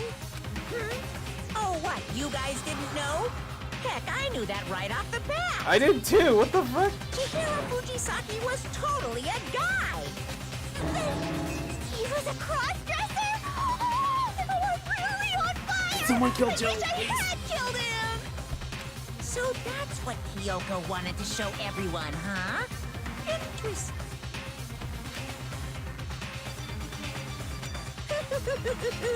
Yes, that certainly does make things much more exciting. Now let's ride this wave of excitement back to the courtroom and get back to the trial. Ahem. I do apologize for keeping you waiting. Now then, let's resume the class trial. We've all just learned of the shocking revelation that Chihiro was actually a boy. Let's pick up from there. So that means obviously Byakuya was lying because he said he killed her in the girls' room. He was killed in the boys' room, so he probably set that up, but he probably didn't do it. Yes, well, I don't know his reason for hiding it, but the fact is, Chihiro was not a girl, but a boy. Yeah, Chihiro was actually a guy. I thought you'd never crossed my mind. And because the victim was male, he would have had no problem gaining access to the boys' locker room. Assuming his handbook did, in fact, list his gender as male, then yes, that would be true. Of course his handbook said he was a boy. He dressed like a girl, but he was a boy through and through. So then, there should be no issue with Makoto's initial assertion. The victim was killed in the boys' locker room, and was then later moved to the girls' locker room. And the killer could have easily used Sayaka or Junko's handbook to get into the girls' locker room. So Chihiro really was killed in the boys' locker room? So it was a boy. I still don't understand the motive for moving the body, but yes, that does seem plausible. Well, I must admit, I did find it rather odd. I knew he felt a little off. There was a certain incongruity to his female body. What did you do? This is the most titillating situation! So now everything has been connected. All the mysteries have finally become clear. No, they haven't. We don't know who did it. Okay, well, connected or Oh, we know clear it's a or guy. whatever. We still think you're the killer, remember? Very interesting. We don't think he's the This killer, has not become anymore, because very he said he killed her in the girls' locker room. Are you listening? He's He's up off in his own. his own little world. What about you, Makoto? After everything we've learned, do you still think Byakuya's the killer? Well, without a doubt, Byakuya is the one that made Chihiro's death look like Genocide Jack did it. But I think he might not actually be the killer after all. What? But aren't you the one who accused him in the first place? He just seems to be too easygoing about all this. Like he's enjoying us solving the mystery. The way he's acting, it makes it seem like it doesn't have anything to do with him. And you think that might be because it doesn't have anything to do with him? Plus, the evidence he left behind was a little too... how can I put it? Overt. He consciously chose to use the extension cord, knowing it could connect him to the murder. At least, that's how I see it. Now he's shutting up. When you he shuts found out up, the you murder know took place in the you're boys' right and locker he's room, wrong. It seemed to rattle you. And then again, when you found out Chihiro was actually a guy. If you really were the killer, that stuff wouldn't have had any effect on you. So that's your thinking, huh? Well, it bothers me that you don't have more concrete reasons, That's but... a concrete reason. We literally saw you squirming. It's fine. I guess I'll mark it as correct for the time being. Mark it as correct? He's right. I am not the culprit. I just happened to come across the corpse in the girls' locker room and decided to alter it. Are you fucking with us right now? No, I am not effing with you right now. I'm telling you the truth. Well, I find it very hard to believe. Go ahead. Find it very hard to believe. You're free to be executed. Why is everyone normal? If you're really telling the truth, then why? Why do you do that to his body? My reasons hardly matter right now. Uncovering the culprit is much more important, wouldn't you say? Now then, if it wasn't me, who was it? Are you... You don't even know who did it. Well, I don't think I can say for sure without talking about it a little more. You're seriously gonna keep going? We're all good, aren't we? I thought it was clear Biapia did it. No, I'm with Makoto. If there's any doubt whatsoever, we need to explore every possibility, because if we're wrong, we all die here. That's true. Very well then. I'm with you too. Damn straight. Count me in. Do you not have a mind of your own? Of course I do. What am I, an ant or something? Anyway, let's discuss this all as a group one more time. We still have time to make our decision. That's very true. Our lives are all on the line. Excellent. Then shall we resume our game of hide and seek? But if Yaki didn't do it, then who's the real killer? I got it! Since the crime was the boys' locker room, you would need a boys' handbook to get in. Since the handbook is apparently broken, the killer would have had use thereon. In other words, it had to be a guy. That's not enough. I still need to find more clues.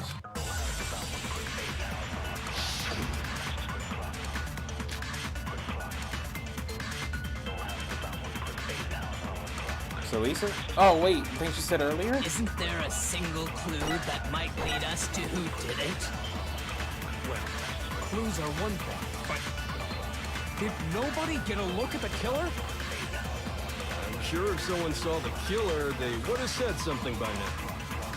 Perhaps someone saw the victim at some point. Celeste Even did. that might be enough for now. Yeah. All we need right now is any kind of new info. It's over. It's all over. You want to know who saw the victim? The killer. And only the killer.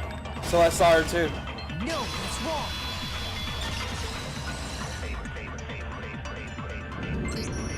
I believe someone else did see the victim before he was murdered. What do you think, Celeste? Now that you mention it, yes, I did see him. Really? Oh, but I suppose only Makoto knows about this. Yep. The rest of you had no idea, did you? That is why you're all making such ugly noises. Whatever! Just hurry up and tell us! It was last night, right before nighttime. I saw Chihiro in the dormitory warehouse. I saw him stuffing a track jacket into a duffel bag, and then, I assume, he headed off to exercise. A track jacket and a duffel bag? But we didn't find anything like that at the murder scene. It seems likely that the culprit destroyed them to get rid of any evidence. And that is when he said something that struck me as rather odd. Oh, I better get going. I'm kind of in a hurry. Chihiro told me he was in a hurry, but why would he be in a hurry? Only if someone were waiting for him, I should think. So, Mr. Fujisaki was on his way to meet with someone, and then they were going to work out together? But Hina and I had invited him to exercise with us plenty of times, and he always declined.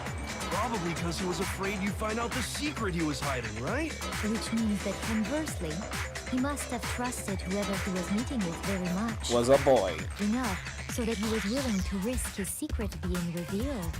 Ooh, what a marvelous friendship! The point is, whoever he met up with is the culprit, right? So we just gotta figure out who it was. But knowing what we know, I can't even guess. No. You already have what you need to make the connection. Sakura touched the doing doing. I guess. Yeah, I'm not a fan of him. He's my least favorite character. Huh? You know who the killer is. I don't. Seriously? Who is it? Who's the killer? Think back to the track jacket and duffel bag the killer disposed of. Focus on the details of these items, and it should become obvious who was waiting for him. Are you sure about that? You really think we can figure out who did it based on 2 pieces of evidence that we don't have? Why? You want to track down some fingerprints or something? Even if we had the equipment for that, we wouldn't know how to use it. As was noted, the evidence is already gone. There's nothing to get fingerprints from. Maybe, but we can make certain inferences if we just take the time to talk it out. Easy for you to say. Yeah. But fine.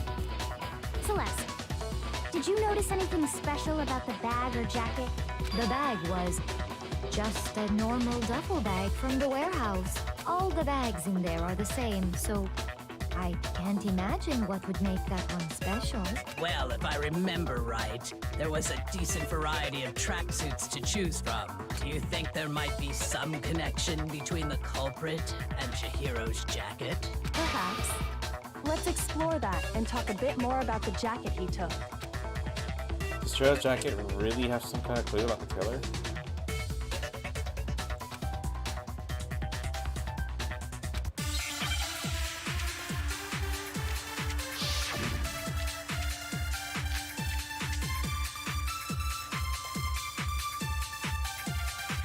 She told me it was blue, First of all, we know where Chihiro was headed. but only me and her He know was on his way that. to go exercise.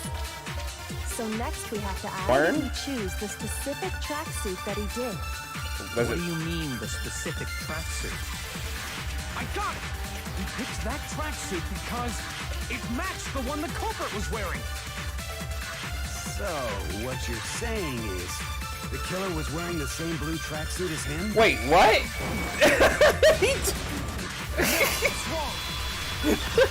Guess I know who did it now. Only 2 people know who Hold knows on a it's second, blue. Mondo. What did you just say? Huh?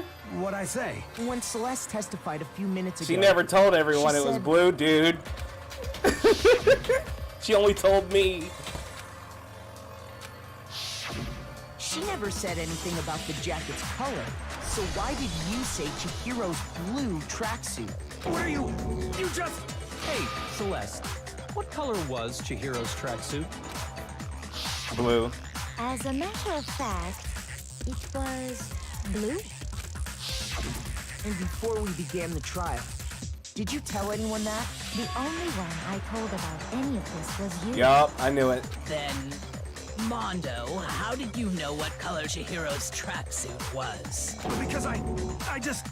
I'm sure he saw the clothes at some point in the investigation. No, that can't be it.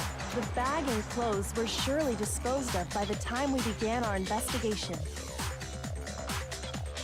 Then the only reason he could have known what color the tracksuit was Ooh. is if he saw Cherry with it before he died. That's the only possibility. Yeah, pretty much. Cherry? Are you talking about Chihiro? So, how about it? Did you see the tracksuit or didn't you? Just by chance. I just happened to see it last night. He walked past me, and he was carrying the tracksuit in his hands. No, that can't be it either. According to Celeste's testimony,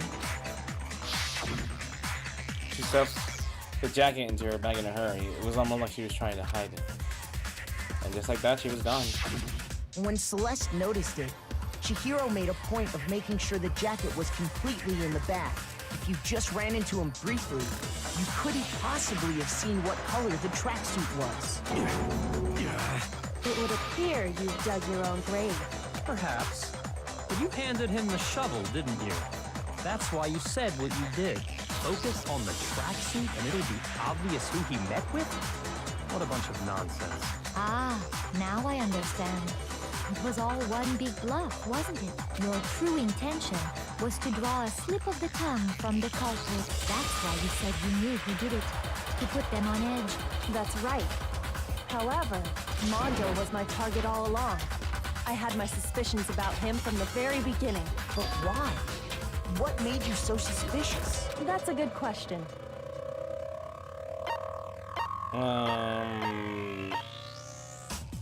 Does it matter? The way he talked?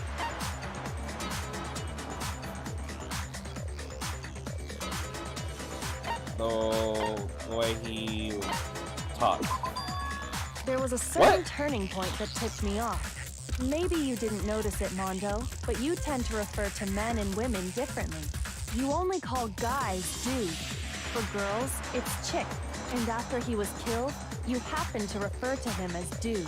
Oh, I didn't even notice that. Once I picked up on that, Oh, it occurred to actually, me I that did Mondo notice that. knew I just something assumed we he didn't. was saying, you know, because sometimes I would say dude to a girl or whatever. You notice such a tiny detail?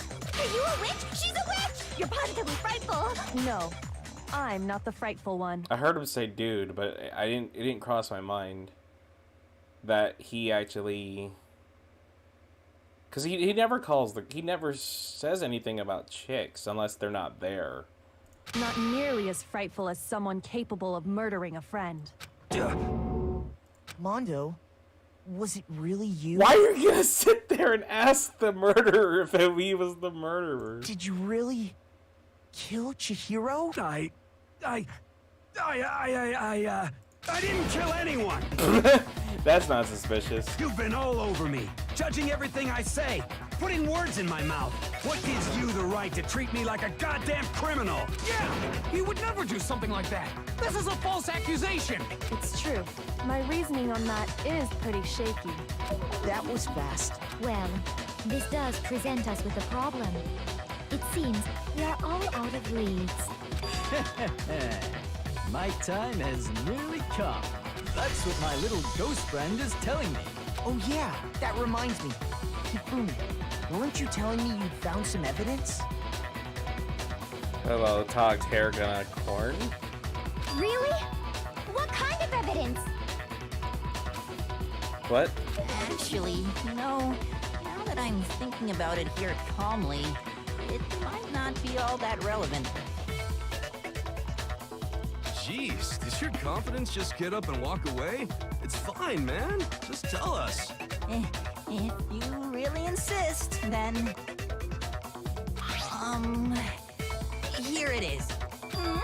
What do you have there? It happens to be an e-handbook. I found it laying on the ground, so I scooped it up. Found it on the ground now. It must belong to Chihiro. I got it! We know Chihiro's handbook was missing from the scene of the crime, right? For a fact. For a fact indeed.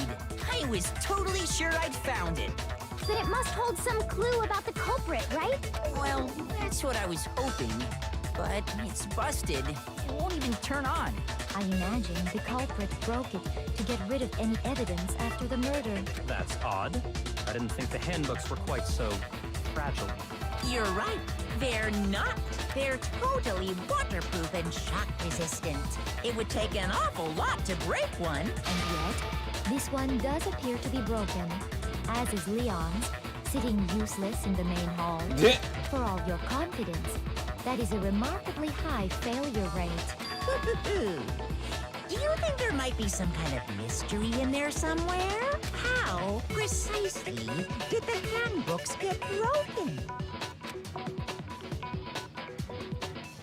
He said something about a weak point. Because we brought it up earlier and said Leon's was broken. He's like, no, it's not broken unless you hit a weak spot. I got it! You already told us before that the handbook has one weak point, didn't you? Yeah! You remember that? Yep.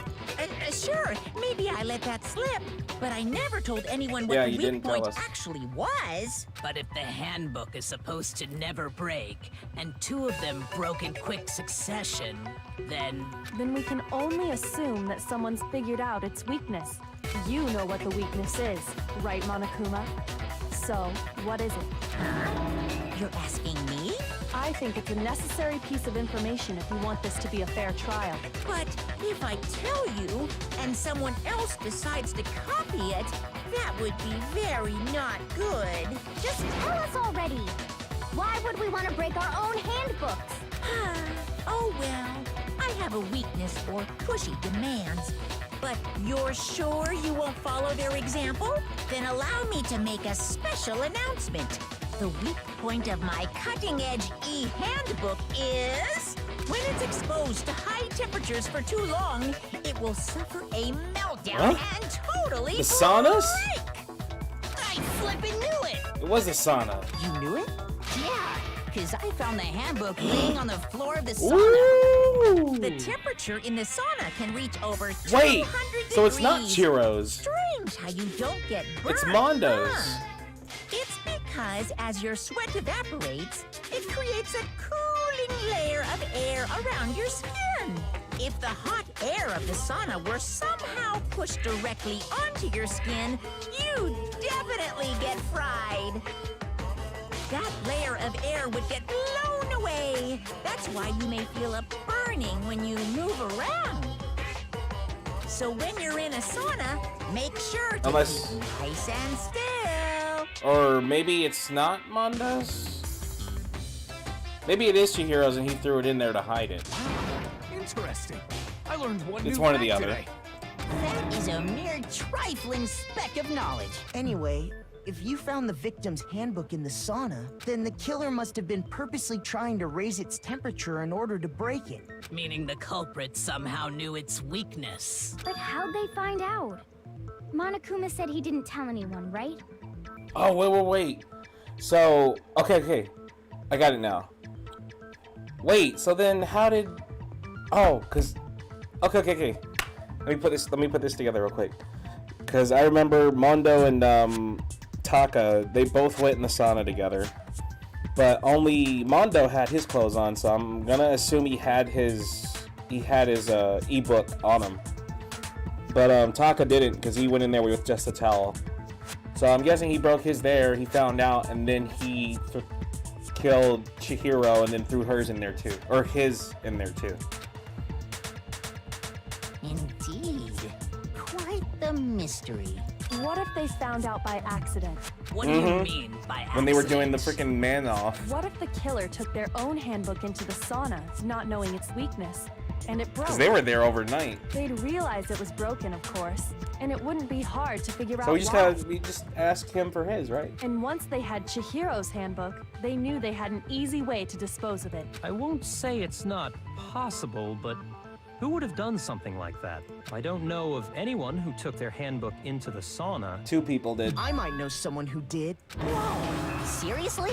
I think the one who may have taken their handbook into the sauna was... He knows. He knows. Taka knows.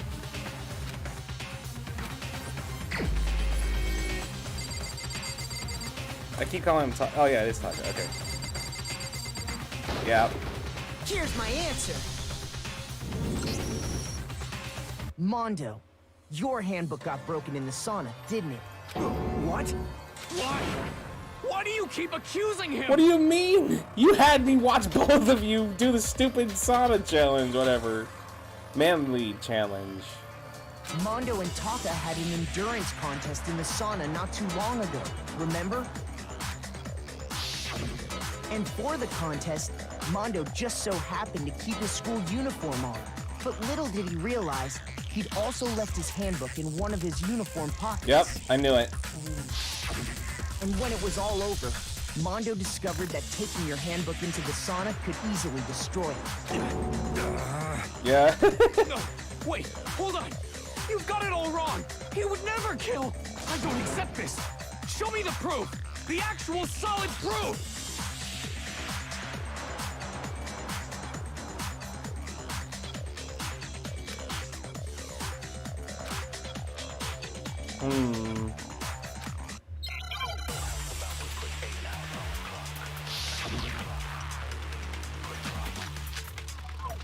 Chihiro's handbook, car reader. I'm pretty sure I gotta use the first bullet.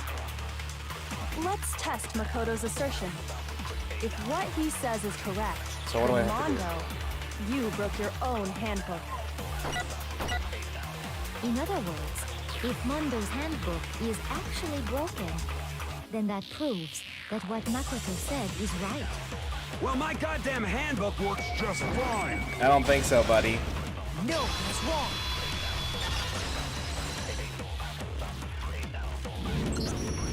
Mondo, the handbook you have right now, is it really yours?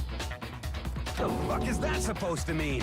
The broken handbook that was in the main hall, isn't that one actually yours? Wait, so it was? What the heck are you talking about?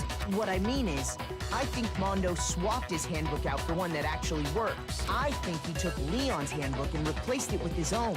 After all, Monokuma said himself that Leon's handbook never should have broken. That makes sense. That's right! The punishment it suffered wasn't nearly enough to destroy it. So then, the broken handbook in the main hall is actually Mondo's, which would mean that the handbook Mondo has right now is actually Leon's. Yes? So we just gotta turn it on and see Leon's name pop up. But doesn't that violate the school regulation that says loaning out your handbook is prohibited? Well, here's how I look at it. There is a rule about loaning your handbook to another student, But if they're dead, they're not a student. It's kind of a gray area, I admit. But no worries. If anything, it just makes things more interesting. As such, I decree that exchanging handbooks with a corpse is not a violation of the rules.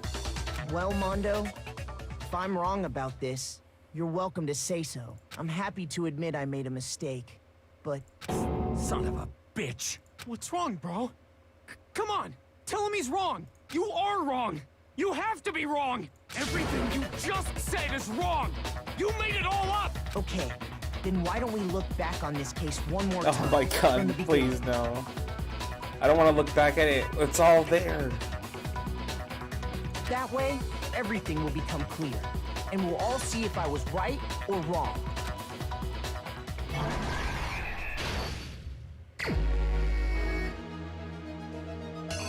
Okay.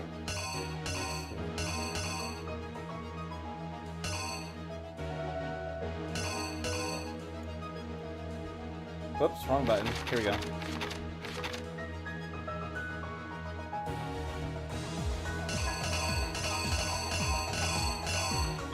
This goes here.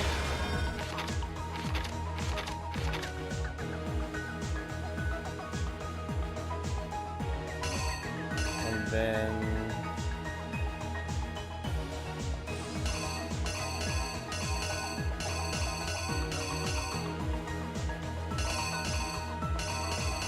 I think it's this one, and then this.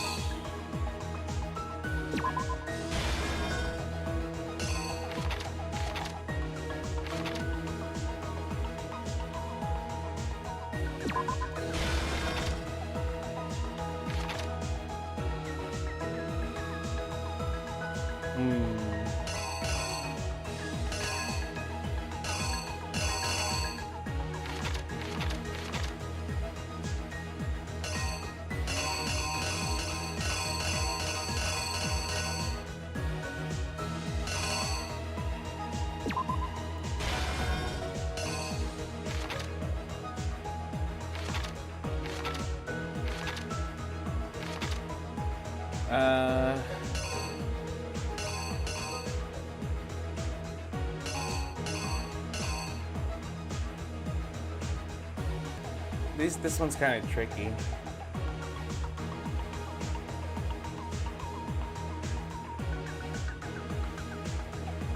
Oh wait, no, that doesn't. Because this is on the floor. It hasn't. This.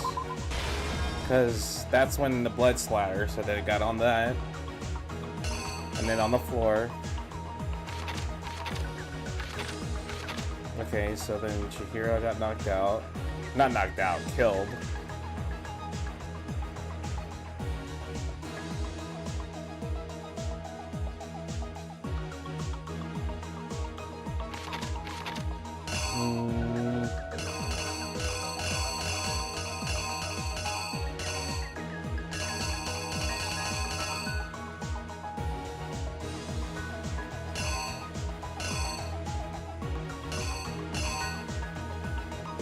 So he took that out.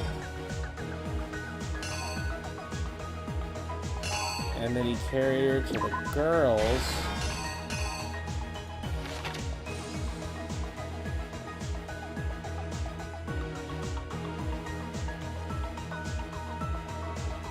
And then... Wait. Did he carry her? Hold on, let me look at the other things.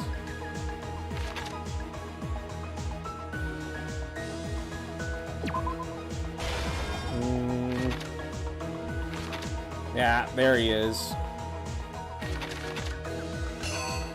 Art looks so weird when it does this thing.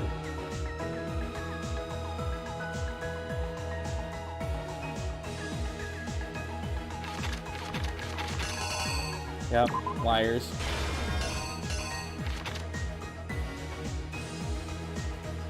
Bloodlust.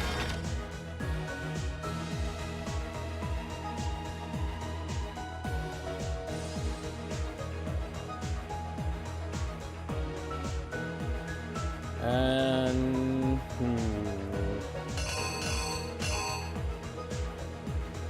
Act 5.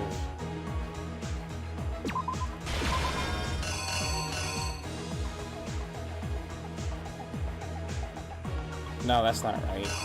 That's a different one. Oh, this is the sauna. Okay. Because you can see that. Okay. And then that's when he threw this. Okay. I think. Let me go back and double check real quick. Okay. She spotted the coat, the jacket. She got up and left. She went to the boys. She met him there while he was working out. He got behind him. I keep saying her. Struck him, got blood on the picture. He noticed what he did, or he panicked. He started cleaning up. He took the picture. He went to the girls. He used the card to get in. He started putting everything back, or swapping everything. And then he got her, placed her in there, and then he got tired and left. And then Byakuya came in, he assumed that she died in the girls' locker room, and did the whole Genocide Jack thing. I don't know why. And then he went to the sauna and then tossed her handbook in the freaking thing. Alright, that checks out. The killer is you! First, let's take a look back to before the incident.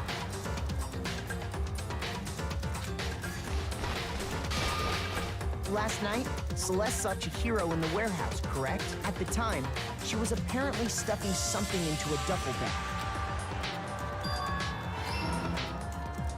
That something was a blue tracksuit. You can confirm this, right, Celeste?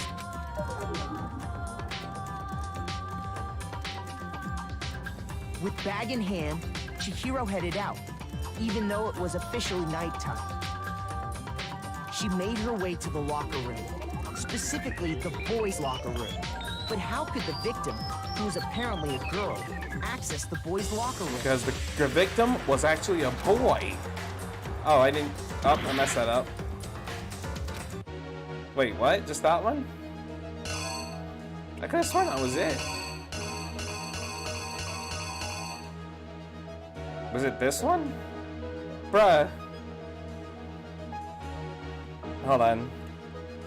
I didn't think it had to be precise. I thought you just had to get close to it. I think I got it mixed up. I think I was supposed to put this. Because it's open. Okay, so that one's open. Do I have to go through all that again just because I missed one thing? I really hope that's the only thing I missed. Here's exactly what happened. Okay, good. It went back to it. With bag in hand, Chihiro headed out, even though it was official. Yeah. She made her way to the locker, but how could the victim... What? That wasn't it either?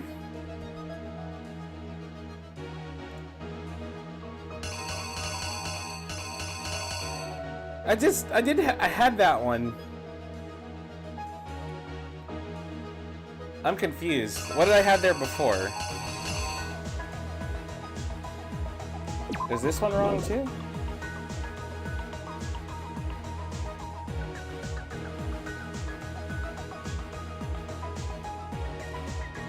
I'm confused. Did I have that twice or did I have that once? This one has to be right. Try it again. Jesus.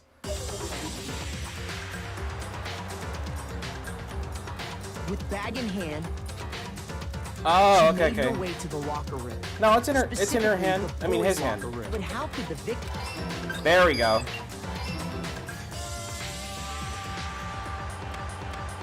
Simple. Because she was really a he, which is why he was able to use his own e-handbook to gain entrance to the boys' locker room. Please don't tell me I got another one wrong. Once inside, he met with someone there. And the person he met was the one who killed him. It seems likely that the killer grabbed the nearby dumbbell, approached the unsuspecting Chihiro,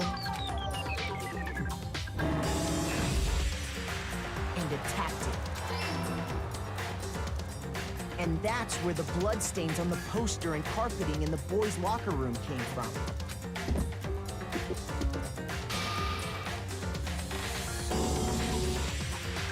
It was likely in the heat of the moment. The body was arranged, but the murder itself felt unplanned.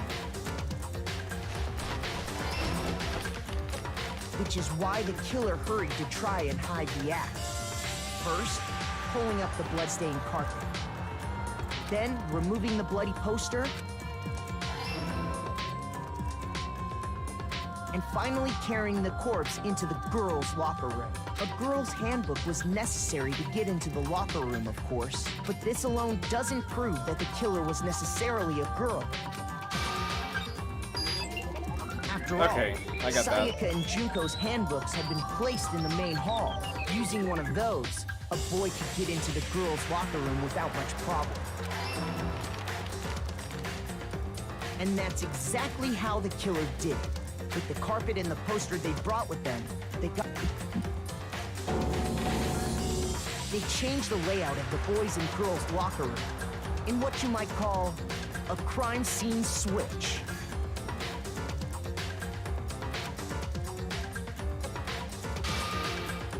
That could have been the end of things, but no. Byakuya discovered the body and decided to intervene in the situation, making things even more complicated. So, he went and grabbed the extension cord from the library, and then he got to work. He used the cord to string up Chihiro's lifeless body.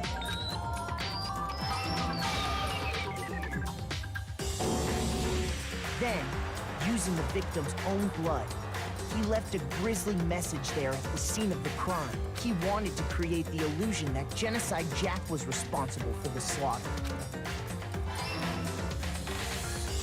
And around the same time that Byakuya was putting together this facade, the killer, having already disposed of Chihiro's bag and other belongings, arrived at the sauna.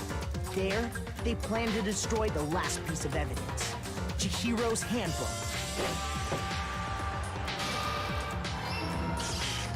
And just as the killer expected, the steamy sauna was enough to ruin the electronic gadget. Somehow, the killer knew that the handbook couldn't stand up to the heat of the sauna. And the reason they knew that is because the sauna had already wrecked their own handbook. And that's how it all played out. Isn't that right, Mondo Orada? Got him. Wait! No! This can't be right! Where's your evidence? Yeah! Where's your evidence? You need evidence! You need proof! Without any proof, you can't pin any of this on him! Evidence that Mono killed has already revealed itself earlier in the trial. We just have to look at his freaking thumb.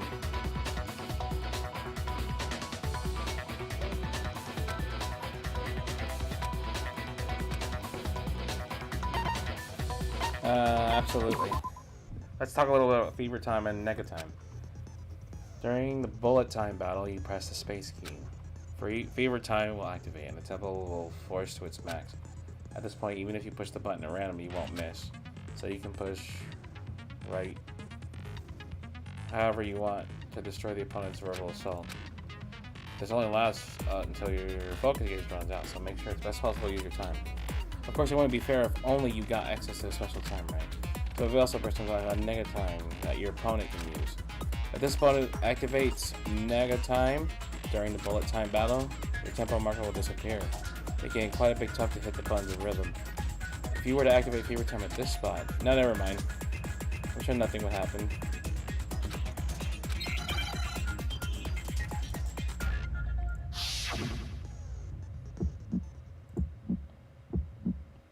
Show me some evidence! You're wrong! I won't listen! I refute you! False! Show me some evidence! I won't listen! False! I refuse to vote! Show me some evidence! You're wrong! I won't listen! I refute you! False! Show me some evidence! I won't listen! False! That was easy. Show me some evidence! This should prove it.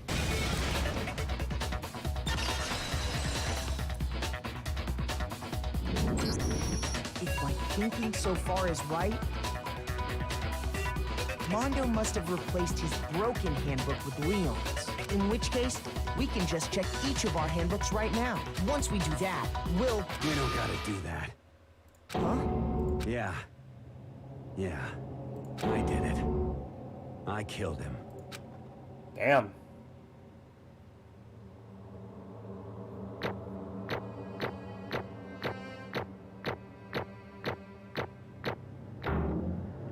I got another A. Woohoo!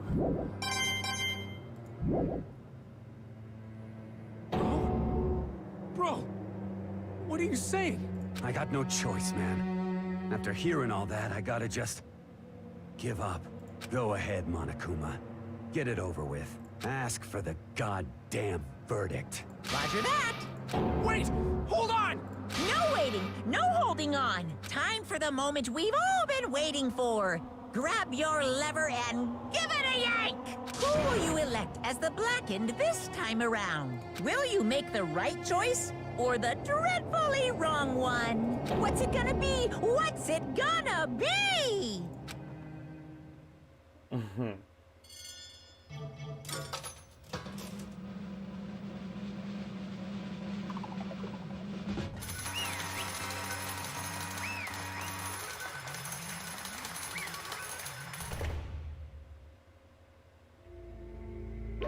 What? This time it looks like you got it right again. Yeah, so it is so. The Blackened that killed Chihiro Fujisaki was Mondo Owada. Unbelievable. In case you're wondering, the vote was not unanimous. Kiyotaka chose the wrong answer. Otaka. You're trending very close to the danger zone, Mr. Ishimaru. You need to be more careful. I refuse to believe it. There's no way he would kill someone. Sorry. What is this? Why are you apologizing? Why? Why? Why did you do it? Now then. Taking a vow of silence, so allow me to explain on his behalf. Actually... The story of the murder this time is the sad story of two men. Oh, but for anyone who doesn't really want to hear it, you can hit the control key to fast forward the text. Why didn't you tell me that sooner? I'll click there. Anyway, there was once a young boy, Chihiro. He had an extreme inferior complex regarding his own lack of strength. You're so weak, even though you're a boy. He heard things like that as long as he could remember, and he couldn't overcome his weakness. He tried to hide and buried himself further and further into that weakness, to take on a fragile form of a petty young girl. He had chosen that as his way out. Now nobody will be able to say anything about it, even though you're a boy. But no matter how tightly he wrapped himself up in that shell, the inferiority complex had already taken root deep within him. It was not easily weeded out. As it turned out, the shell was completely empty. The complex didn't disappear. Instead, it only grew stronger and stronger. I'm weak. Weak.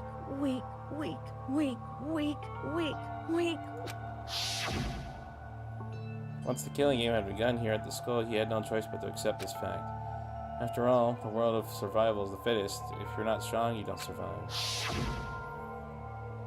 And then the lovely and hateful Monokuma announced the revealing of the embarrassing secrets, which of course included Chihiro's embarrassing secret, which I was more than willing to divulge. Even though he dresses like a girl, Chihiro was actually a boy. Hey, Chihiro couldn't let anyone find out, no matter what the cost. If that was real, it would be the end. The hardened shell would crack, the armor would fall away. Without a doubt, those around him would torture him more than ever before. Everyone figured being thrust into such a dilemma must have sent him spiraling into despair. And yet... I'm sorry. I don't really want to talk about it right now. But But I also don't want to leave things the way they are, so maybe I can talk about it later. After I try my best to become stronger, then I can tell everyone. Annoyingly, he used the threat of discovery to motivate himself to become stronger. That's right. Now's my chance. I want to change. Strong enough so that when someone says, even though you're a boy, I'll be okay, I'll get better. With that thought at the front of his mind, he resolved to take immediate action. And so, that day he made a commitment to begin exercising. He was prepared to retain his mind and body, but sadly, that would be the first and only chance he got at it. Hey, When he decided to start exercising, he thought it would be good to ask for someone's help. But he wanted to tell that person his secret first, and then ask them to help him from there. And the other person he went to... Yeah, that's right. It was me. Yep, it sure was. The biker gang fella had been painfully clear about how important his manliness promises were. So Chihiro probably figured that even if he confided in Mondo, his honor would make him keep the secret. uh-huh. Plus, Mr. Macho Mondo was the very symbol of a strong man that Chihiro had always inspired to. Maybe talking to Mondo about it will help me give some courage. So he went and asked Mondo to help him become strong. That was his aspiration, and he thought the only way Mondo's support would he ever be able to come that close. Correct. So then that must be why Mondo did what he did to keep the promise he made to Chihiro. Did what he did? You mean that's why Mondo carried Chihiro from the boys' locker room into the girls' locker room? Indeed. Yes, that's exactly what I mean. Wasn't that to cover up what he'd done? Certainly. That could have been part of it, but I don't think it was the main reason. The real purpose was to keep the promise between men he made to Chihiro. But how does moving a Bobby keep his secret? Because if everyone knew he'd been killed in the boys' locker room, then everyone would have been arguing about she got into the boys' locker room, right? Once that started up, a few of us would have immediately begun to suspect his identity, so he tried to protect Chihiro's secret by putting him in the girls' locker room and stealing his handbook. See? Then Mondo did all that to keep the promise he made to Chihiro, who he also killed? Why would he do that? The more I hear you talk, the more I don't understand. I mean, you guys trusted each other, right? So why did you... Because no matter what, I didn't want anyone to know. I knew it. So that's what triggered it after all. The possibility of having your embarrassing memories of secret exposed. What is That's this? impossible. Nothing you could have done that bad. Nothing could have been that bad. Something he didn't want someone to know, even if it meant killing someone? You're wrong! It's impossible. Don't make me repeat myself. How many times must I repeat myself? To judge others by your own standard is a height of folly. Even if you can't comprehend it, he obviously can. That's all there is to it. Well, while we're on the subject, why don't I tell you that embarrassing memory? That secret he didn't want anyone to know. You know what Mondo did? He killed his own... What?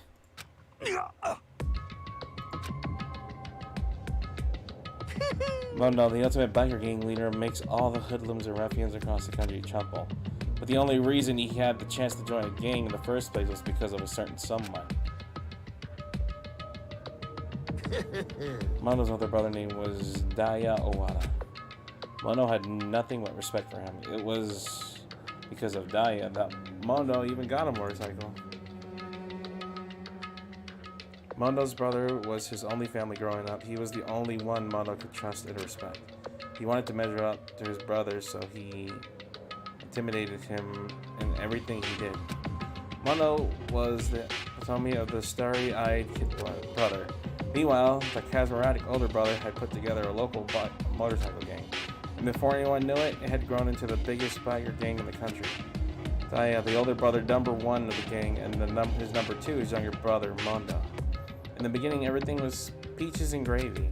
But when Mondo started to think about how he would have to take over the gang for his brother someday, his brother's greatness, his reputation began to gnaw on Mondo's very soul. The kid's gonna take over for Daya, huh? Daya created this gang with his bare hands. Mondo's just along for the ride. Can someone like that really be our leader? All that'll do is make the gang look bad. Almost every day, Mondo heard gossip and whispers of the other members of the gang, which is why I just... Stronger than Daya. Just one time. No matter what, I'm gonna Don't win. fuck with me. I don't care what it takes. I gotta come out on top. And on one night, his amazing brother's retirement ceremony, Mono challenged him to a street race. But during the race, a tragedy struck. The kid brother pushed ahead in reckless abandon, eager for victory, and dashed onto oncoming traffic. But suddenly,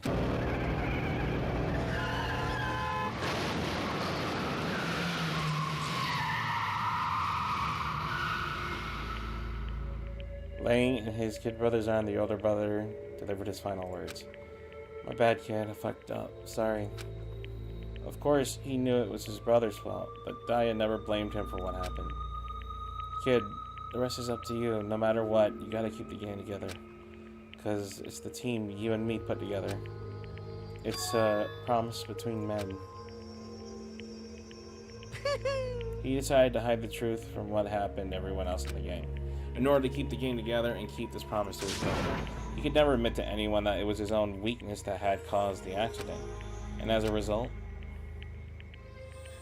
the team was made even stronger under the banner of the kid who bested his big brother. Daya was gonna lose to his kid brother, so he got stupid and got himself killed. That's because the explanation for what happened, Mono's lie, became the truth. He wanted to lead the team so bad he was willing to tell all kinds of lies about his brother.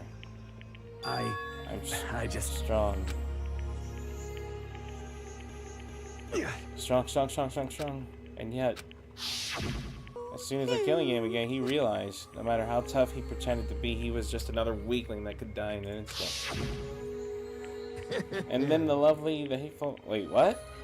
At that point, it was clear that I would have no problem shedding light on his secret. Mono Kid is his own older brother.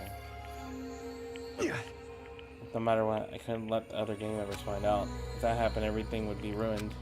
Everything me and my brother had worked to create would have been destroyed. His death, all the guilt I've been carrying around, it would have been for nothing. So that's why after I saw what Monokuma had on me, my head filled up kind of fuzzy and uneasy and started to swirling around. I never felt anything like it before. I didn't know what to do about it. I wasn't sure what to think or say, but after a while, the fuzziness, unease, turned itself into a rock-hard lump of anxiety way down in my stomach. And it was right about then that Jiro asked me to start working out with him. And right there, he told me a secret.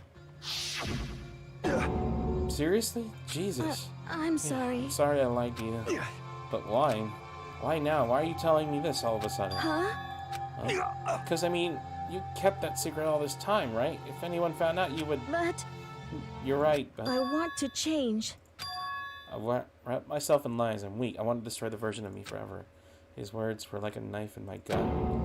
I felt like he was exposing the lie I've been living myself. I had to change. I don't want to be weak anymore. You're so strong, I can't hurt you, right?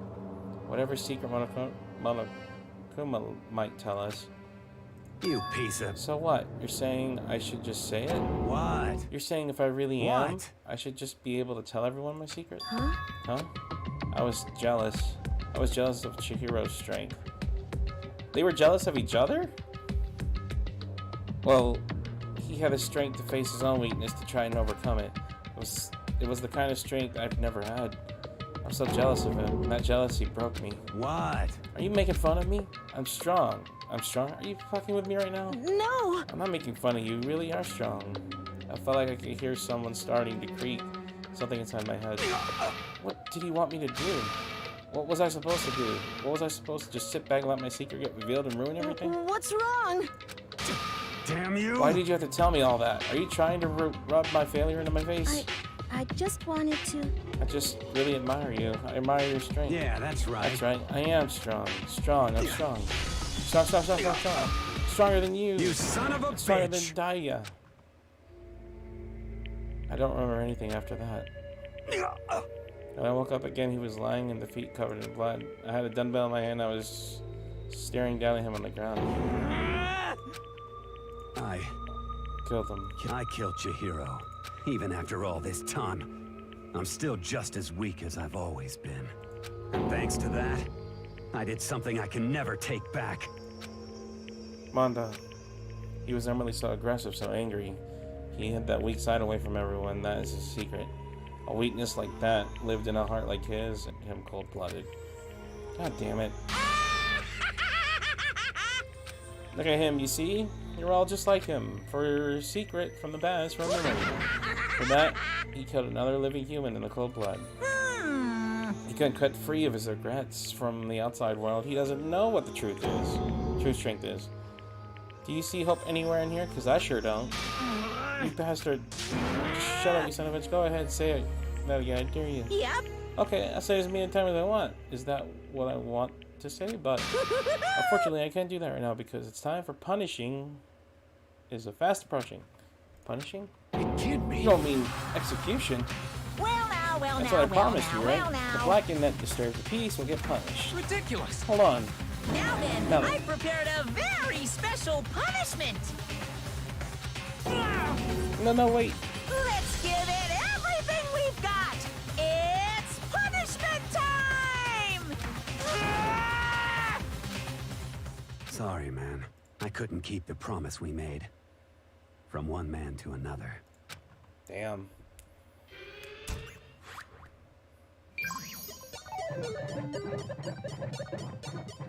Two down.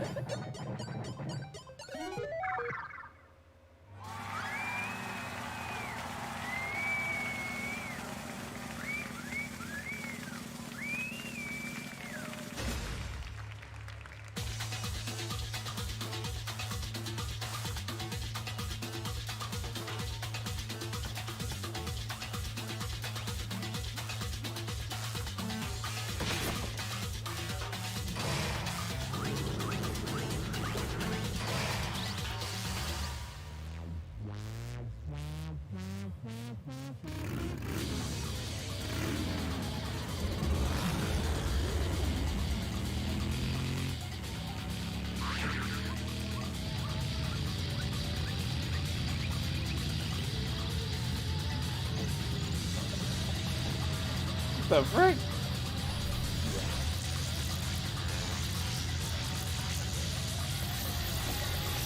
What is happening?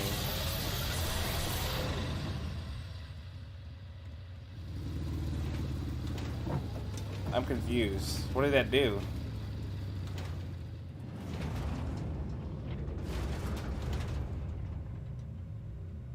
Huh?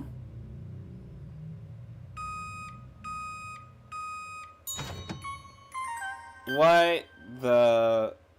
How does that make any sense? Of course. Oh my god. I'm confused. How did... What? That's not physically possible. He didn't even look like he was going fast enough to melt. Laugh at death and your soul will forever be at peace. Hey, can't be. Hey, brother. Another mother, another execution. I want to feel again. Everyone's lives are so taken lightly here. I feel like I might go mad. Maybe I'll just let it happen.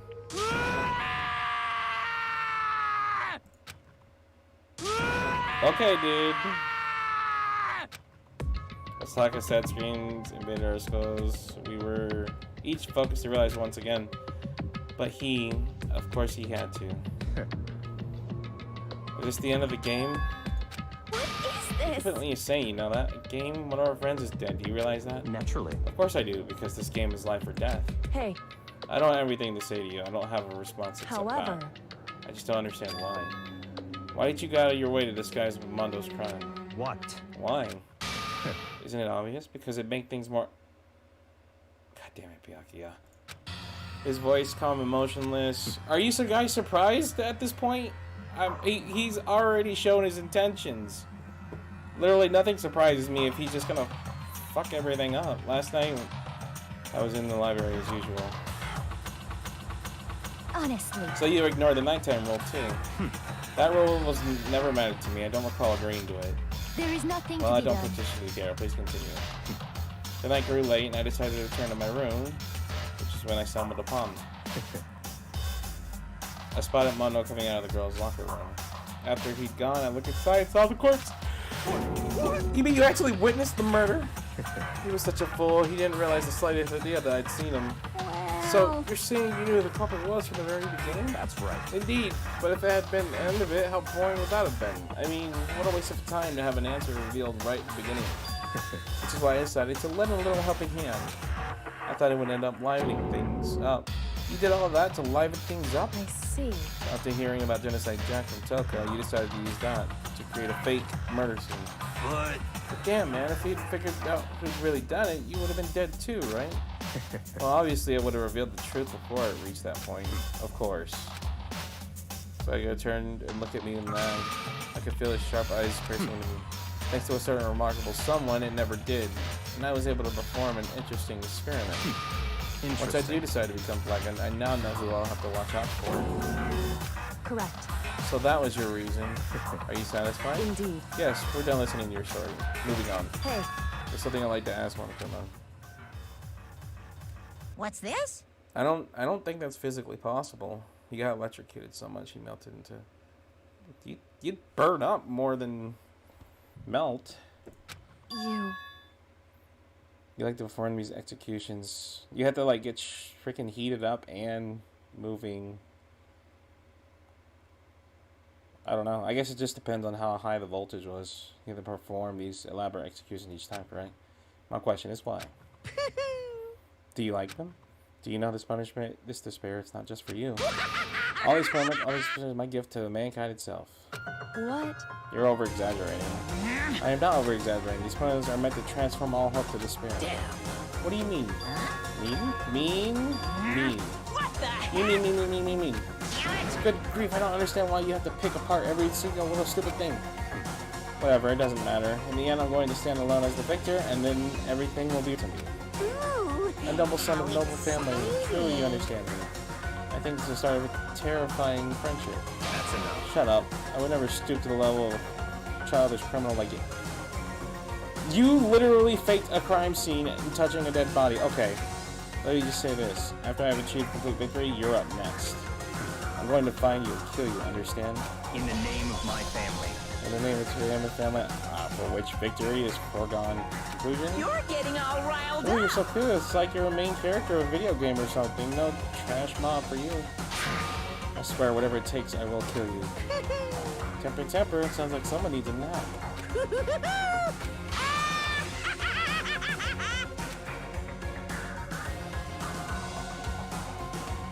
Peel across the courtroom and curtain closed.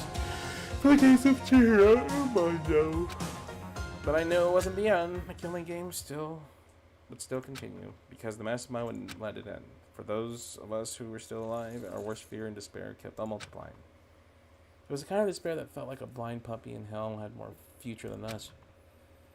All of our courage, our effort, our friendship, it felt like it amounted to nothing at all. It was the worst kind of despair.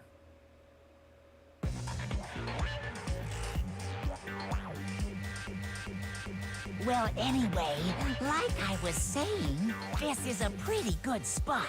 Yeah, What? a really good spot. Anyway, isn't it amazing how that girl went and killed someone before things even had a chance to get boring? Wait, what? Once things really get moving, it'll be like a roller coaster. There won't be any stopping it. Fear and despair charge forward at a speed Wait, what nothing girl? can hope to match. But I must admit, I'm disappointed. I went to all the pain and effort of making you part of the group, and you couldn't play your part.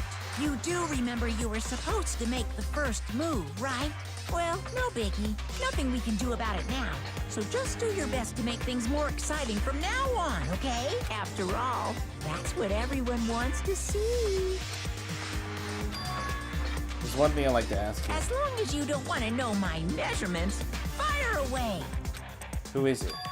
The 16th high school student, I mean. Ooh, my, you really took me by surprise there. I know I said you could ask anything, but super denied, ultra denied, demonic denied. Because you see, that's my ace in the hole. And nobody'd be dumb enough to reveal that, right? No matter how close they were to their friends. Huh?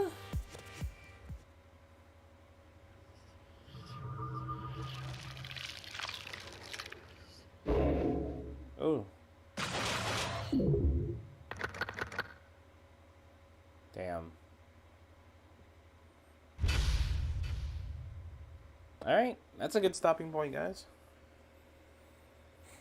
We finished another... Ooh, what is this? Crazy diamond. Oh, it's his thing.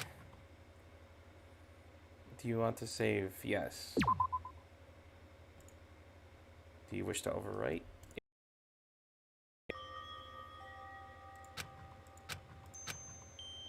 What the frick? I know I shouldn't cry. I've had enough. I can't take it anymore. Getting out of here anytime soon. Okay. Side 2. Donuts. I need to get some donuts. That'll cheer me up. Okay, I'm gonna leave it there. I was just confused where that was going. Okay. So I'm gonna end it there, guys, and we'll pick it back up with the next chapter.